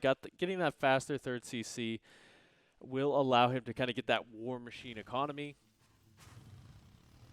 Yeah, that's probably what it is. I don't know if it'd be too much lag because we are on the KR server.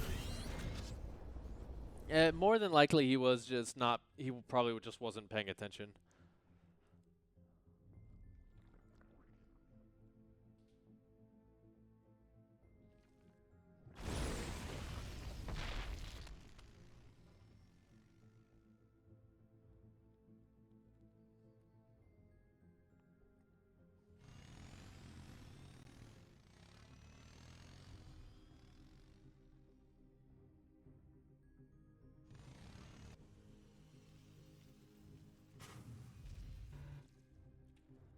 You know what, TY fanboy?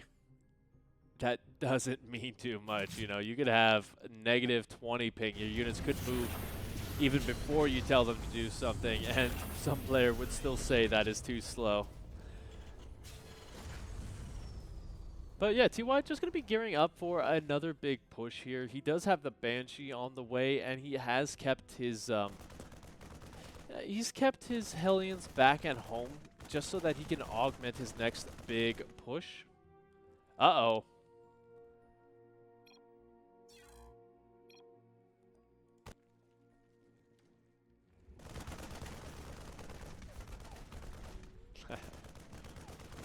Looks like Inky might be having a little trouble in the chat.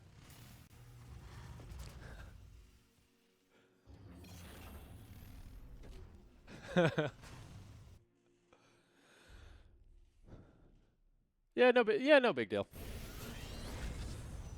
I guess it's Inky. For those of you new to the StarCraft 2 scene, Emil was the Polish caster for a bunch of premier level events, and he would always have problems with his ISP because Polish internet not the best, and so that's it's kind of a meme that whenever a caster starts to lag out, we just call him Emil.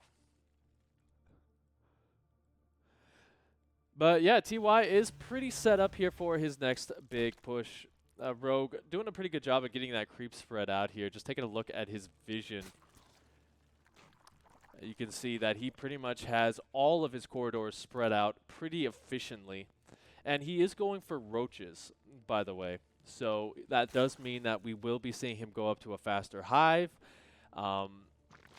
He'll try and get those upgrades a lot more because roaches, again, they don't really scale that well versus bio.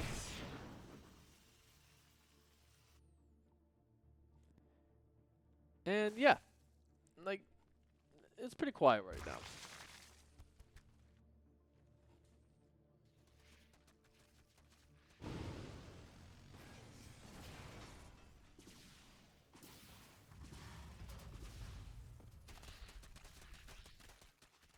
Okay, so he doesn't have the armory, so he's not going to be able to augment with Hellbats, but the Hellions are pretty nice too because they will clean up a good majority of the Lings. Only one siege tank came with this push as well, so TY being very cautious, keeping one sieged up back at home. And he's trying to find a location to really dive in here, but not really able to find it just yet. Just really being so cautious is going to give Rogue so much time.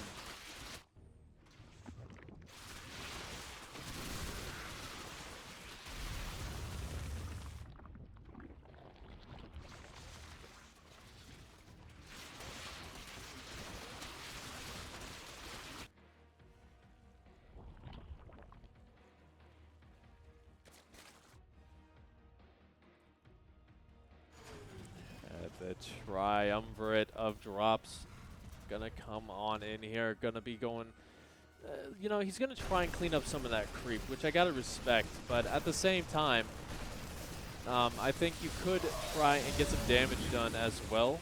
I think that's gonna serve your purposes a little bit better, because now Rogue does have the units in position here. He knows that you're trying to drop, and he knows that you're not really going to have a lot with those drops. We do see the Lurker Den coming down, and Rogue, once again, he just really hasn't taken any damage whatsoever. Taking a look at these units lost tab. A couple of Lings, some Roaches.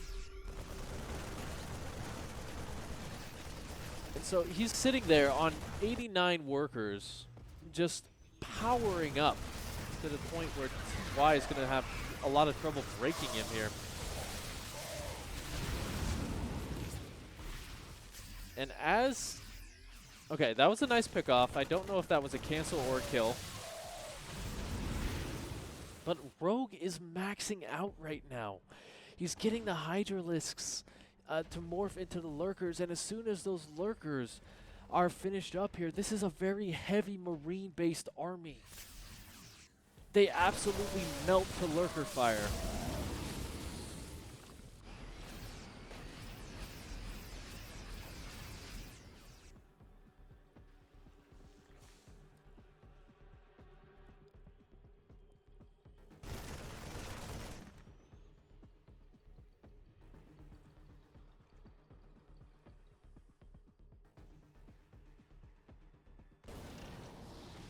I will not tell Captain Club that.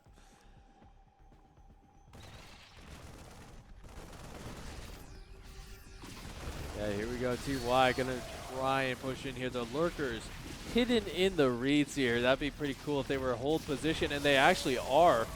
Looks like Rogue trying to bait him into the Lurker fire here. So far, TY being very cautious and not doing so. Scan's going to go down, revealing a lot of these Lurkers. So TY is just going to try and open up a couple of different avenues so that he can retreat if necessary. Oh my goodness. Rogue just taking no chances when it comes to Liberators either. So they will have to be retreating. He has to, he kind of has to bring those back into the fold here to help out with the Lurkers, I feel.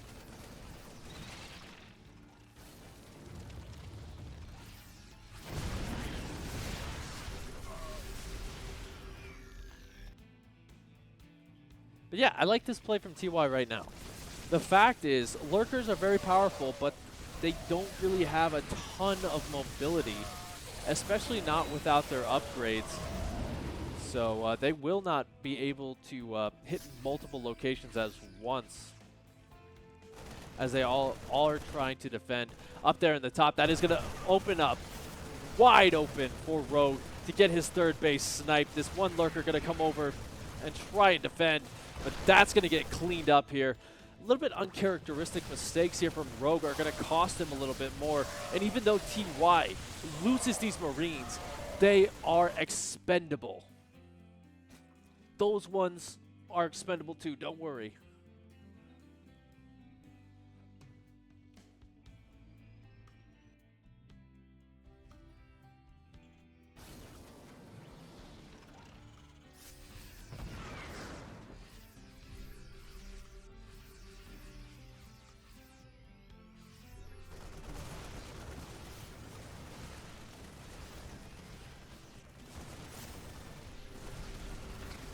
TY continuously being pushing in here. Rogue is maxed out. The lurkers are sieged up right underneath the Liberator. That could have been a scary situation.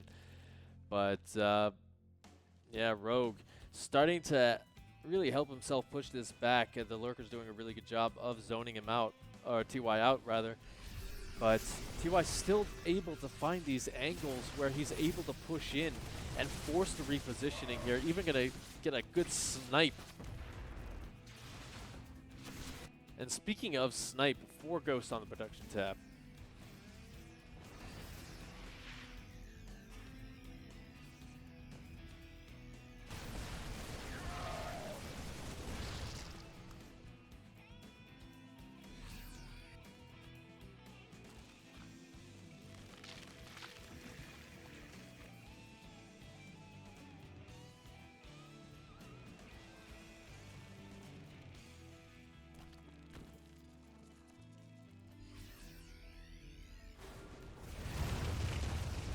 Alright, so once again, Rogue gonna force his way in here, the bio in a choke point, so that's gonna take even more damage. He's set up to go towards that top base for him, but he's not gonna be able to get through there because there are lurkers kind of set and forget. No, you can't kill a ghost. I think he just did. It's kind of funny that that voice line is when the ghost dies. Have a good night, Size Matters.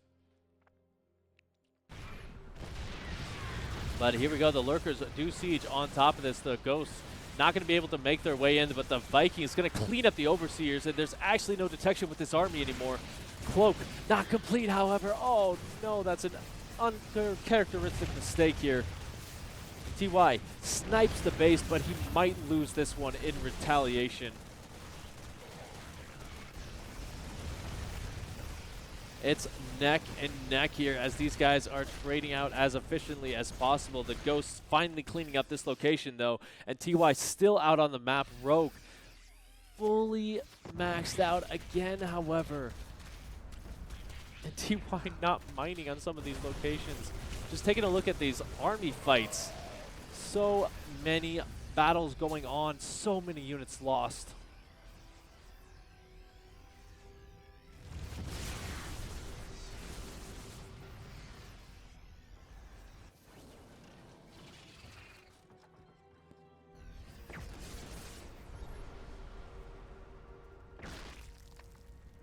I am really worried here for TY.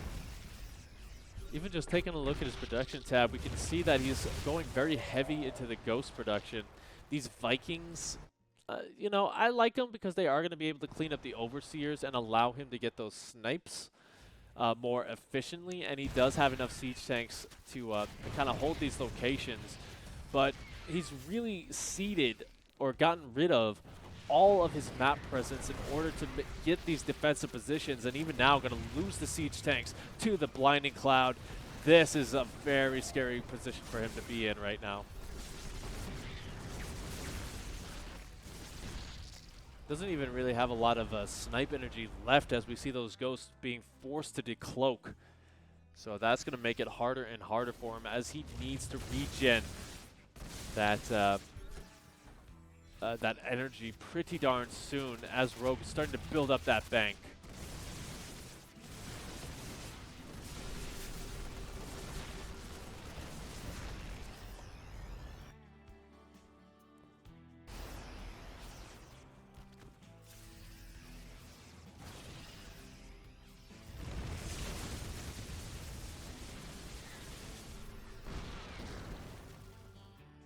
Looks like TY is still able to get some good positioning here on those siege tanks. Gets one of the lurkers.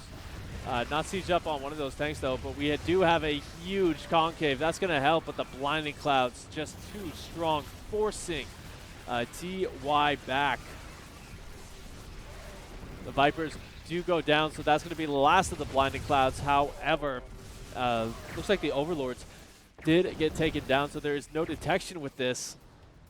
So TY gonna be able to hold on. All right, I can dig it.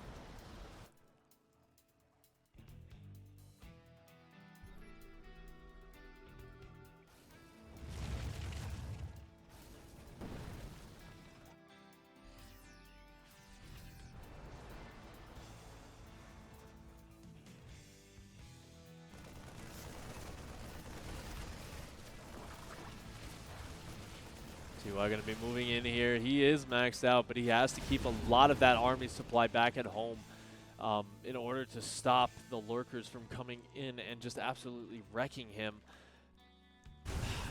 I just don't know. This is a very, I don't want to say even game, because it looks like TY just really getting forced back at every opportunity and not really able to get the damage done anymore. But we're kind of in this stalemate. It's trench warfare, essentially. Maybe a bit too forward with the lurkers here. The Ghost's going to be able to jump right on top of this.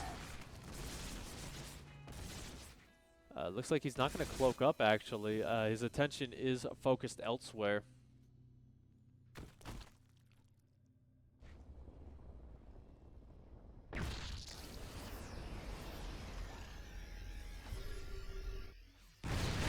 But here we go, Rogue going for one big push to close things out. Once again, he cleans up all these siege tanks. TY only making 3 of those at a time.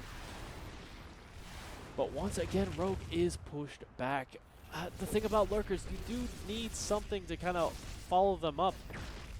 We can kind of see when they're on their own, they get just sniped so simply here. So while Rogue can siege up these positions, he's not able to push in any further than that.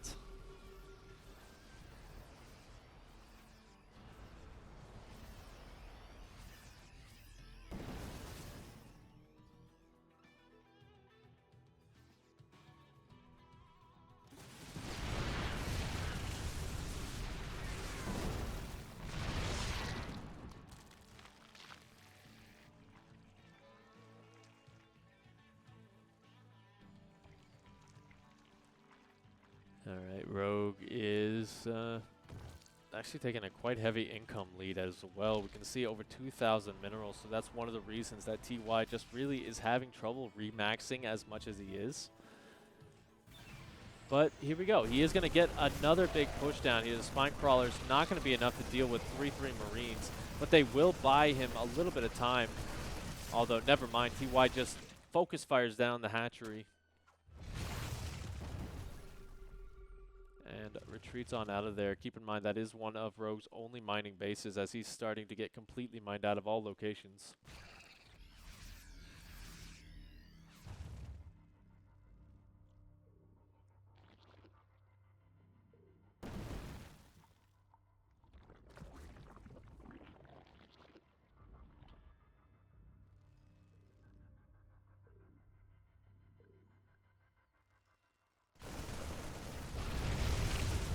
Lurkers once again getting cleaned up a little bit as well before the fight starts. So losing those lurkers is going to make this fight go a little bit worse for him. We do have the Ghost going to be coming around towards the back, it looks like.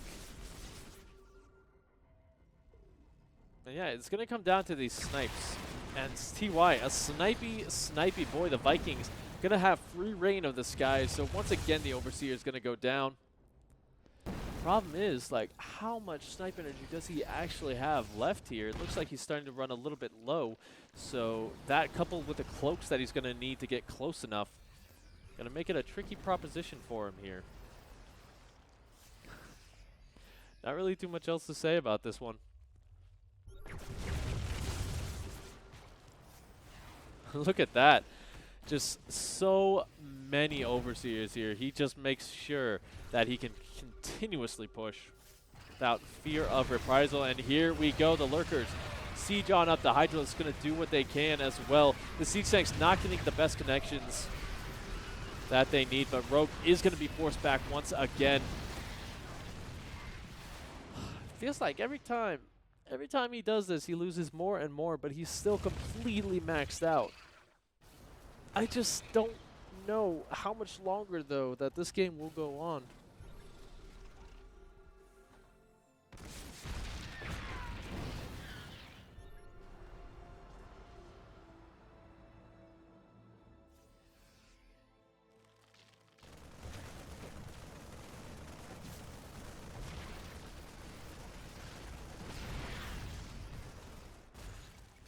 Looks like we do have a small flank for those ghosts. They are going to be forced back, which does mean Rogue is going to be able to siege on top of the tanks. Lurkers, though, not able to get the connections that they need. The thing is, there's no Marines. There's no real DPS with this army for TY. It is just pure ghost siege tank. A very interesting composition, to be sure, and it's definitely working for him.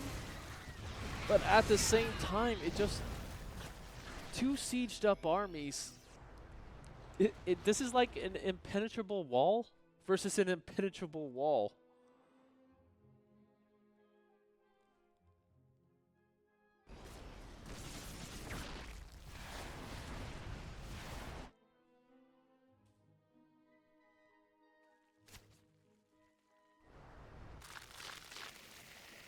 Okay, there we go. I like this move. He is going to go back into Marine production here. He has enough ghosts and siege tanks to last a lifetime.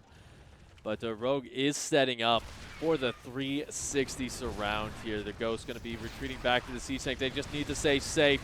Is this enough? I think this is Rogue's last big effort here. The Banelings harmlessly getting destroyed on the siege tanks. Not going to get on top of the Ghosts, and I think that is the GG push here from Rogue. TY will take the game, and he will move up 5-4. So, like, if he was able to get on top of the Ghost and clean those up, I think he would have been in a much better spot. But unfortunately for him, they all just harmlessly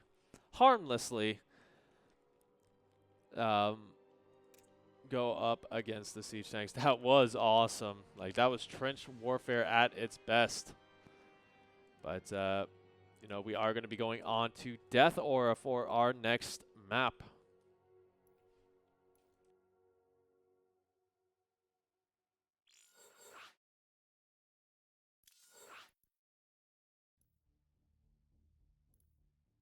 Yeah, a lot of things just melt against ghosts. It's pretty funny. Like, they're very powerful tier 2 units. But you know what, guys? There is something else powerful here, and that's the support of our event sponsors like G Fuel, the official drink of esports. It's made with zero sugar and packed with vitamins and antioxidants to ramp up your energy from 0 to 100 fast as you like. Helps you sharpen your focus as well so you can keep your eye on the prize. Increases your endurance because, as we all know, gaming is a marathon and not a sprint. And lastly, G Fuel hydrates you so that you only thirst for victory. So why don't you head on over to gfuel.com and check out the variety of flavors that G Fuel has to offer, as well as their cool shaker cups like this one. So thank you, G Fuel, for sponsoring Alpha X, and I hope you all stay hydrated, my friends.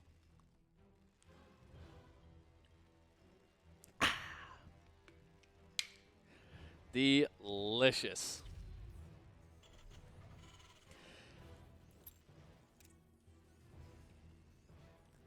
And you know what, Cynical Death? It's that selling out that lets us hop into game number 10. Spawning down here in the bottom position with his snipey boys. He is our Red Terran, TY.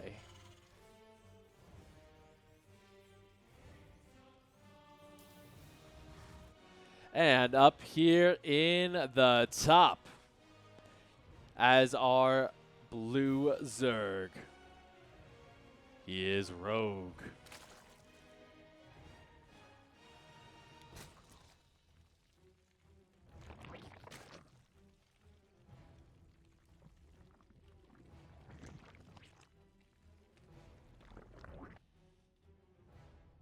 Whoops. I pressed... Ah! I did it again.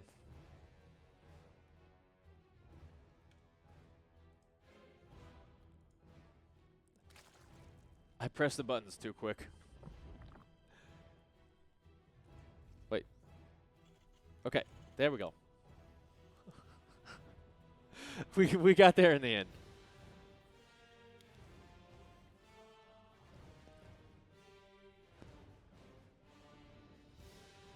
But, you know, we see a lot of the same here. Rogue, I've got to say, he's been playing it way too straight up for my liking. In these longer series, I think I would like to see a little bit of a cheesy shenaniganry because it's always good to see some cheddar.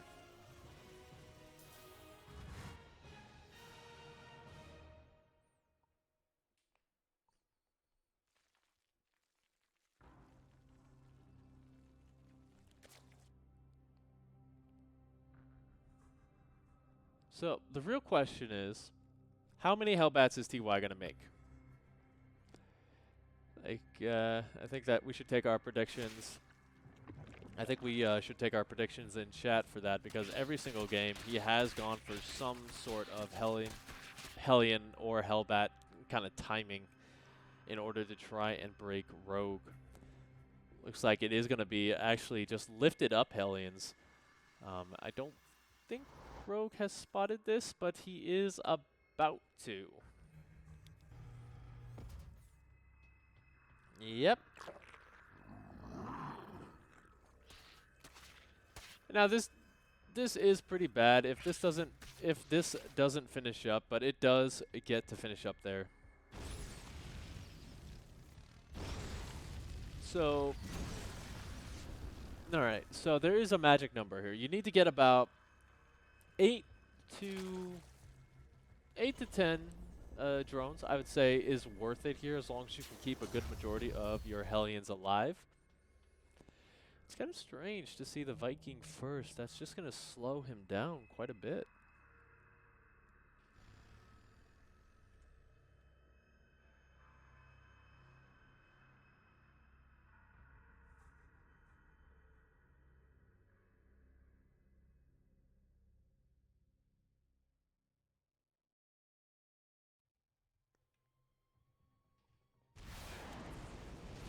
Okay, looks like he actually is just going to not do it since he does get scouted out.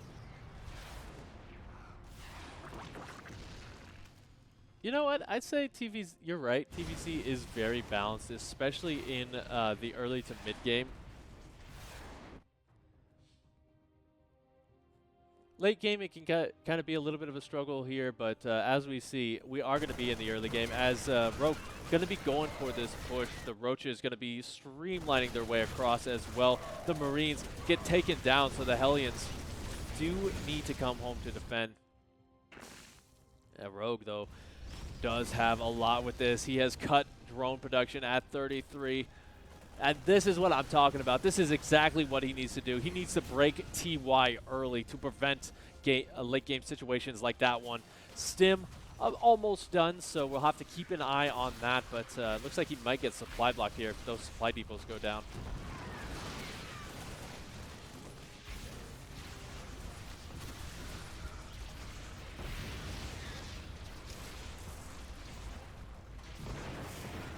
All right. So here we go. The SCVs are pulled to defend the bunker, but that will fall. The Widowmine gets a good connection right there. And you know what? Rogue will start to be forced back here. He doesn't have enough in order to keep this push going, but he is going to get plenty of worker kills to make up for that. But you know what? It doesn't even matter because he cut so much production to make that work. GG is called, and TY technically wins the series, but we got one more game to hop into, guys. We are playing all 11 maps.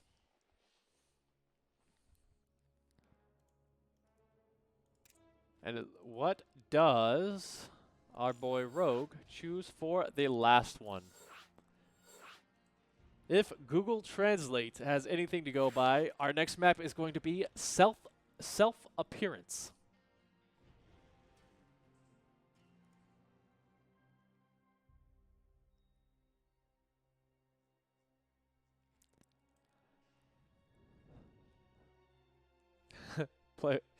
Yeah, he's going to be playing this last map with his eyes closed. But you know what? That's when Rogue's at his scariest, in the dark.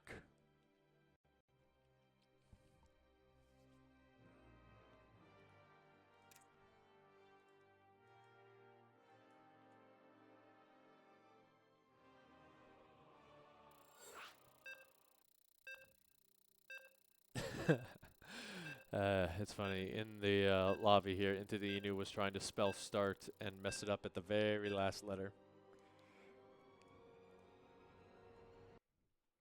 You know what? I don't think they actually get tired. I think when a StarCraft 2 player is done for the day, they just go home, plug themselves back into the outlet like a Tesla, and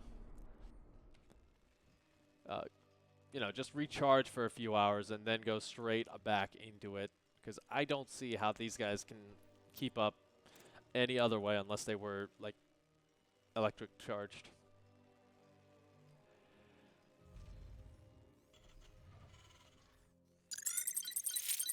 Spawning though, in the top position here, he is our red Terran phenomenon. He is TY.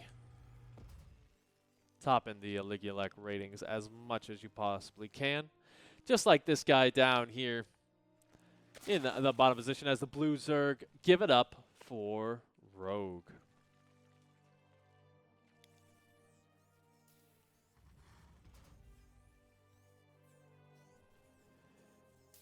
All right, so Jaganantha. Larger map. Pushes like that, not going to be as effective. So I think Rogue might just be going back to normal here.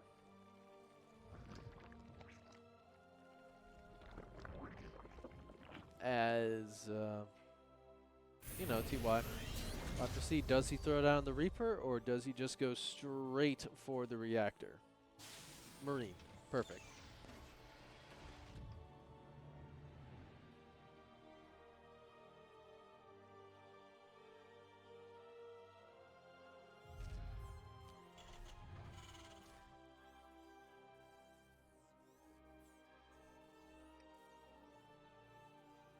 All right, so again, this is a strategy that just really opens up so many different offensive possibilities here for TY. You know, he's going to be pretty safe versus any kind of attack because of the length of the map, so that early 33 drone push, not really going to come his way. He knows that for a fact. And honestly, if he wanted to, he could throw down that third CC. We'll have to kind of keep an eye on that production tab.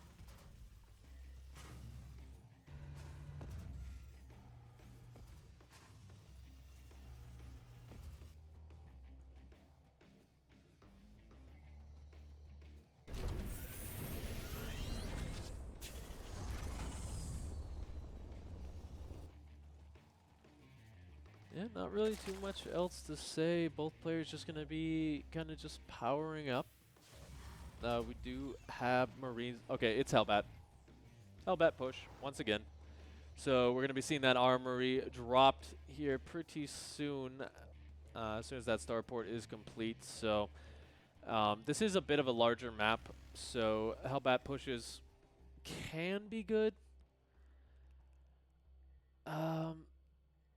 Yeah, there we go. There's the armory coming on down. We saw kind of the golden standard there on Oxide as well, where TY was just able to get over 20 to 22 worker kills. So that's essentially what he's going to be going for here. This does delay the Terran tech for just a little bit while you're getting this set up. But again, that's not really that big of a deal here. As Rogue does get a glance that a couple of Hellions are back at home, so that's going to start ringing those alarm bells.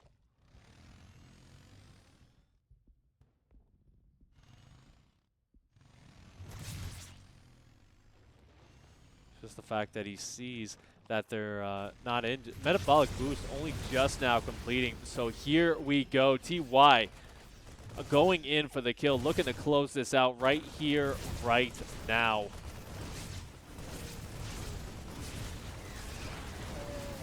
As a Link's gonna get cleaned up. He's not focus firing down the medevac, so there's a lot of healing with this so far. The Queen's starting to falter. I think you can kind of see the tiredness in Rogue's play right now. He's not really fast enough to deal with TY as the Queen's all dead. That one last queen is trying to hold the fort. But it's just not happening here. While this will get cleaned up, he has taken so much damage. Don't lose the medevac. Okay, so he killed off all of those queens. 5 queens going down, 33 lings. That was so worth it for TY. And even though he didn't really get on top of the drone count, he really just forces Rogue to like remake an army because he has to worry about the follow-up. What's going to be coming his way next? The question, or the answer? Not much. A Raven. So it's really going to be this follow-up that kills Rogue here. If he's not careful, he needs to just kind of get those upgrades up before the next push so that he can have that. That's going to be one of his only big leads here.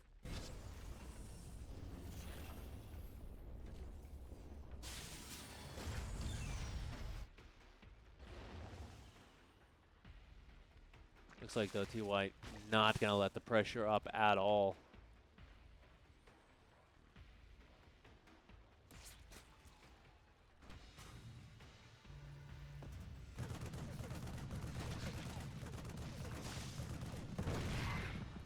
Raven as well, just kind of denying that mining time, making sure that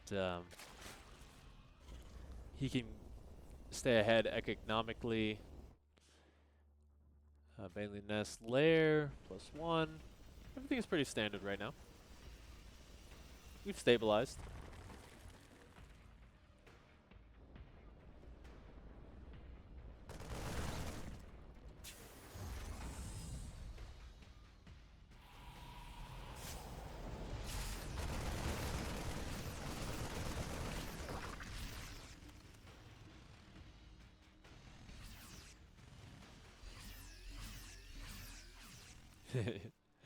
Yeah, the SCV is trapped behind those engineering bays, so that's a little bit of wasted supply. He'll probably have to kill that off, because that's an additional Marine that you can have with this big push coming across the map. 51 to 36 army supply in TY's favor. And although the creep pretty nice, he's not going to have to expend any scans to deal with it, as he's got these 2 Ravens.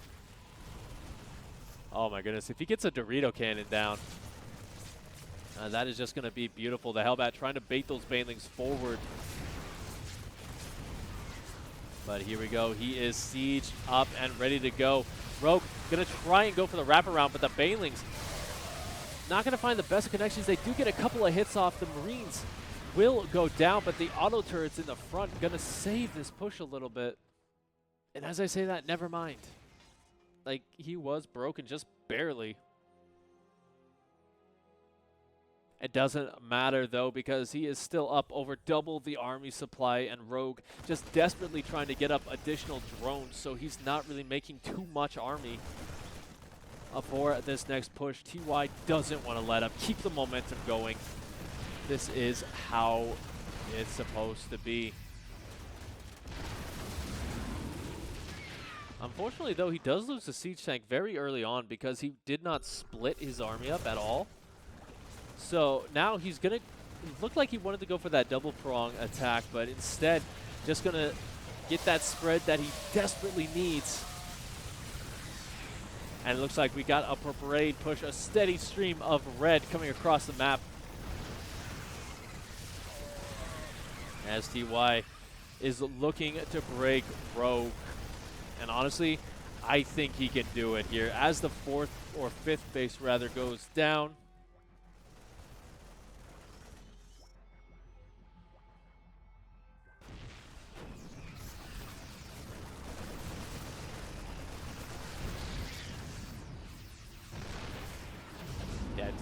yeah, I like this. TY is just going to lift straight up into the main base here where they can still cover the siege tank. So while he loses that, you had to expend a ton of Banelings to clean up that location.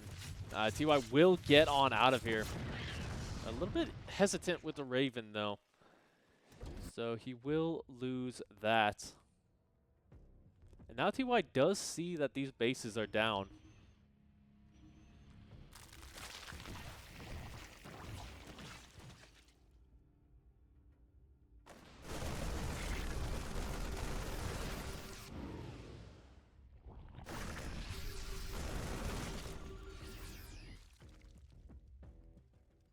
You know what? He might be. It's late night. He might have some soju on him.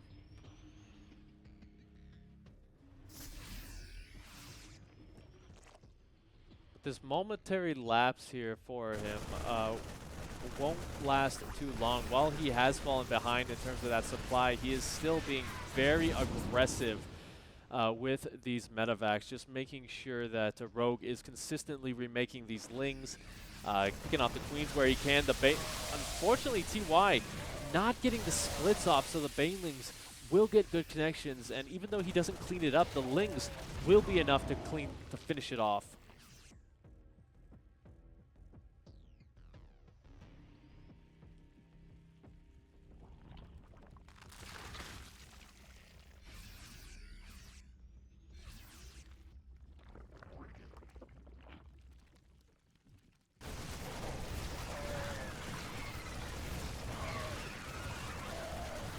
Man, Rogue really wants to kill these Marines. He's going to sacrifice quite a few of those lings to get to do it, though.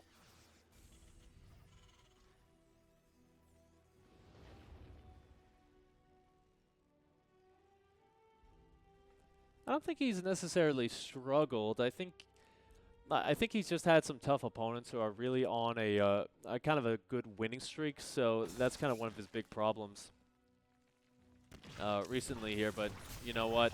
He is making up for it with the games that he has shown us today. The one of mine do drop down, but good pull by Rogue, very last second. But more drops is all that he can do here. TY just really finding good damage here and there now. Rogue having to pull away so much of his army to deal with these smaller drops that he's not able to deal with this big frontal push. And we see the reinforcements about to join up. This Widow Minefield is just a deadly location for Rogue, as he doesn't know how many there are left.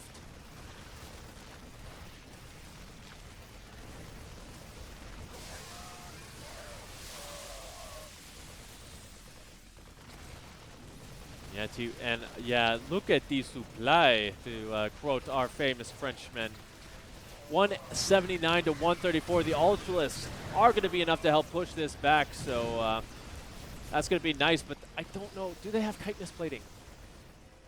They do, but they're just not really in high enough number. The Widow Mines doing a really good job of kind of cleaning those up, and transfuses will keep them alive for the meantime, but yeah, that's just going to tell TY, you know what, I'm just going to keep attacking you somewhere else. Okay, Sushi.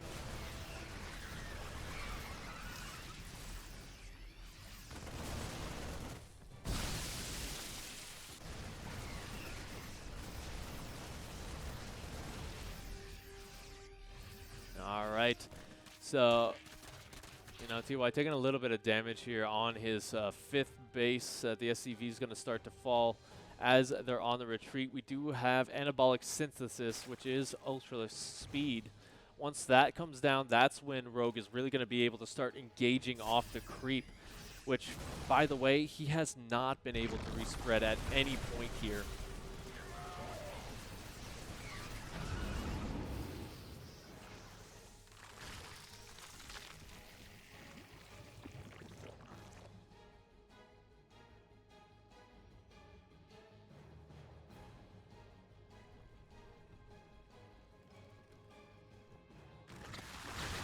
Now Rogue just really in this defensive position.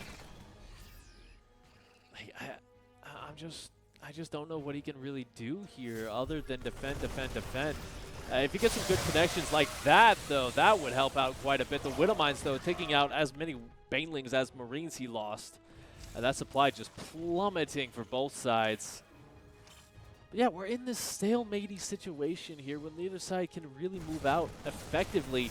The drops being the one big thing where TY is standing himself out.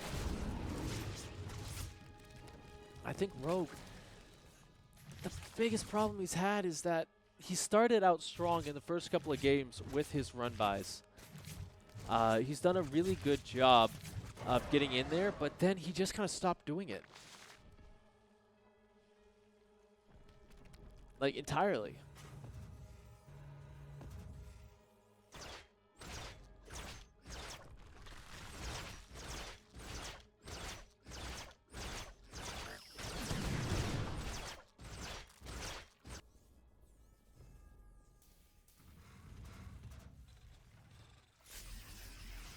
Looks like he is setting up a bit of a creep highway here, but that will get taken down. Nice little move from Rogue.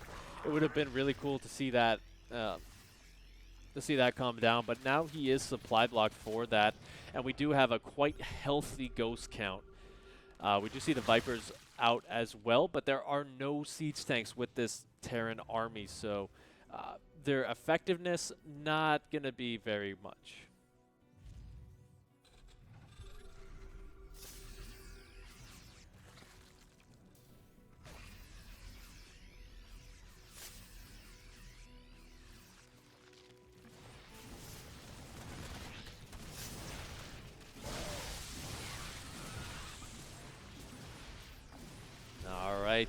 Rogue is set up for the full surround. The Ghosts need to get to the back here. They can't be out in the open like that. There are some Overseers to detect them if they do decide to cloak. But you got to be careful because there's still quite a few Banelings. But the Bio on the right side going to tank a lot of that Baneling fire. Unfortunately, though, there are plenty of Hydralisks out to help. But unfortunately, Rogue does not have enough to get back, although taking a look at that supply, that army has dipped quite significantly here. So now we've got nuclear warfare on the way.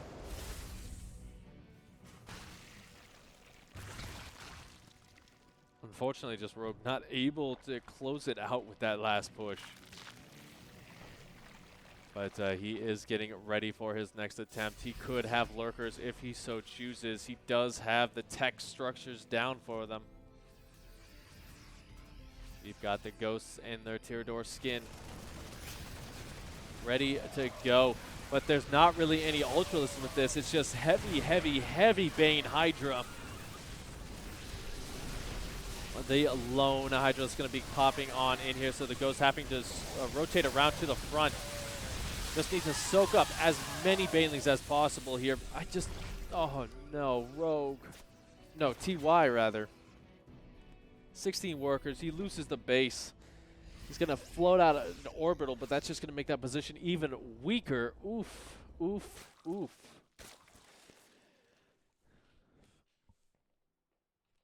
So what started out as a really strong game for TY, now he has ceded all map presence.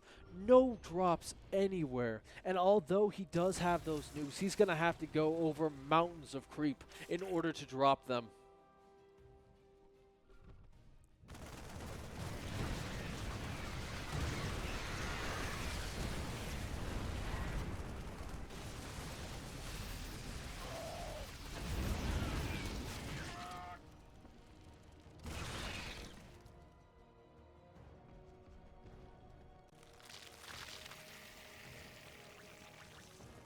Yeah, here we go. Rogue once again, just 19 more Banes on the production tab. He knows he doesn't need heavy Ultralisk. He just needs brute force. Widowmine's going to do what they can, but this is pretty much an A move here for Rogue. The Snipe's going to clean up what they can. Okay, so Rogue backing up once again. Oh no. See, this is the problem with what Rogue has. Rogue and TY have. They're good armies, fantastic engagement armies, but they just always have too little to finish things out here. And you can see the Banelings tanking up on a lot of those a Marauder, so those will go down. There's not really that many Banelings left, but Rogue gonna push his way through here. There is no Planetary Fortress, so he will be able to clean up that base. The Siege Tanks as well gonna go down. They do a little bit of a friendly spash to the Ghost.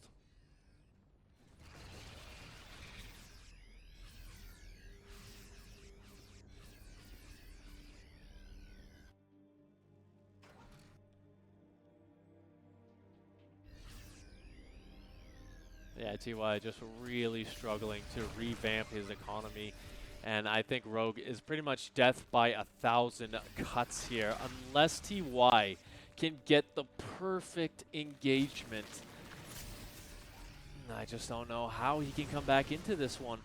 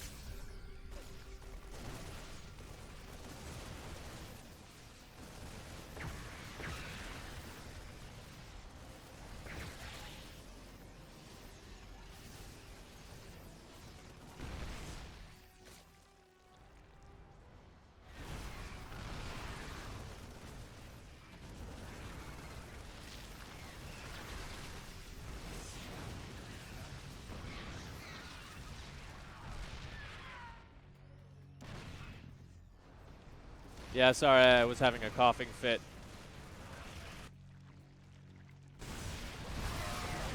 Like that entire fight, which sucks.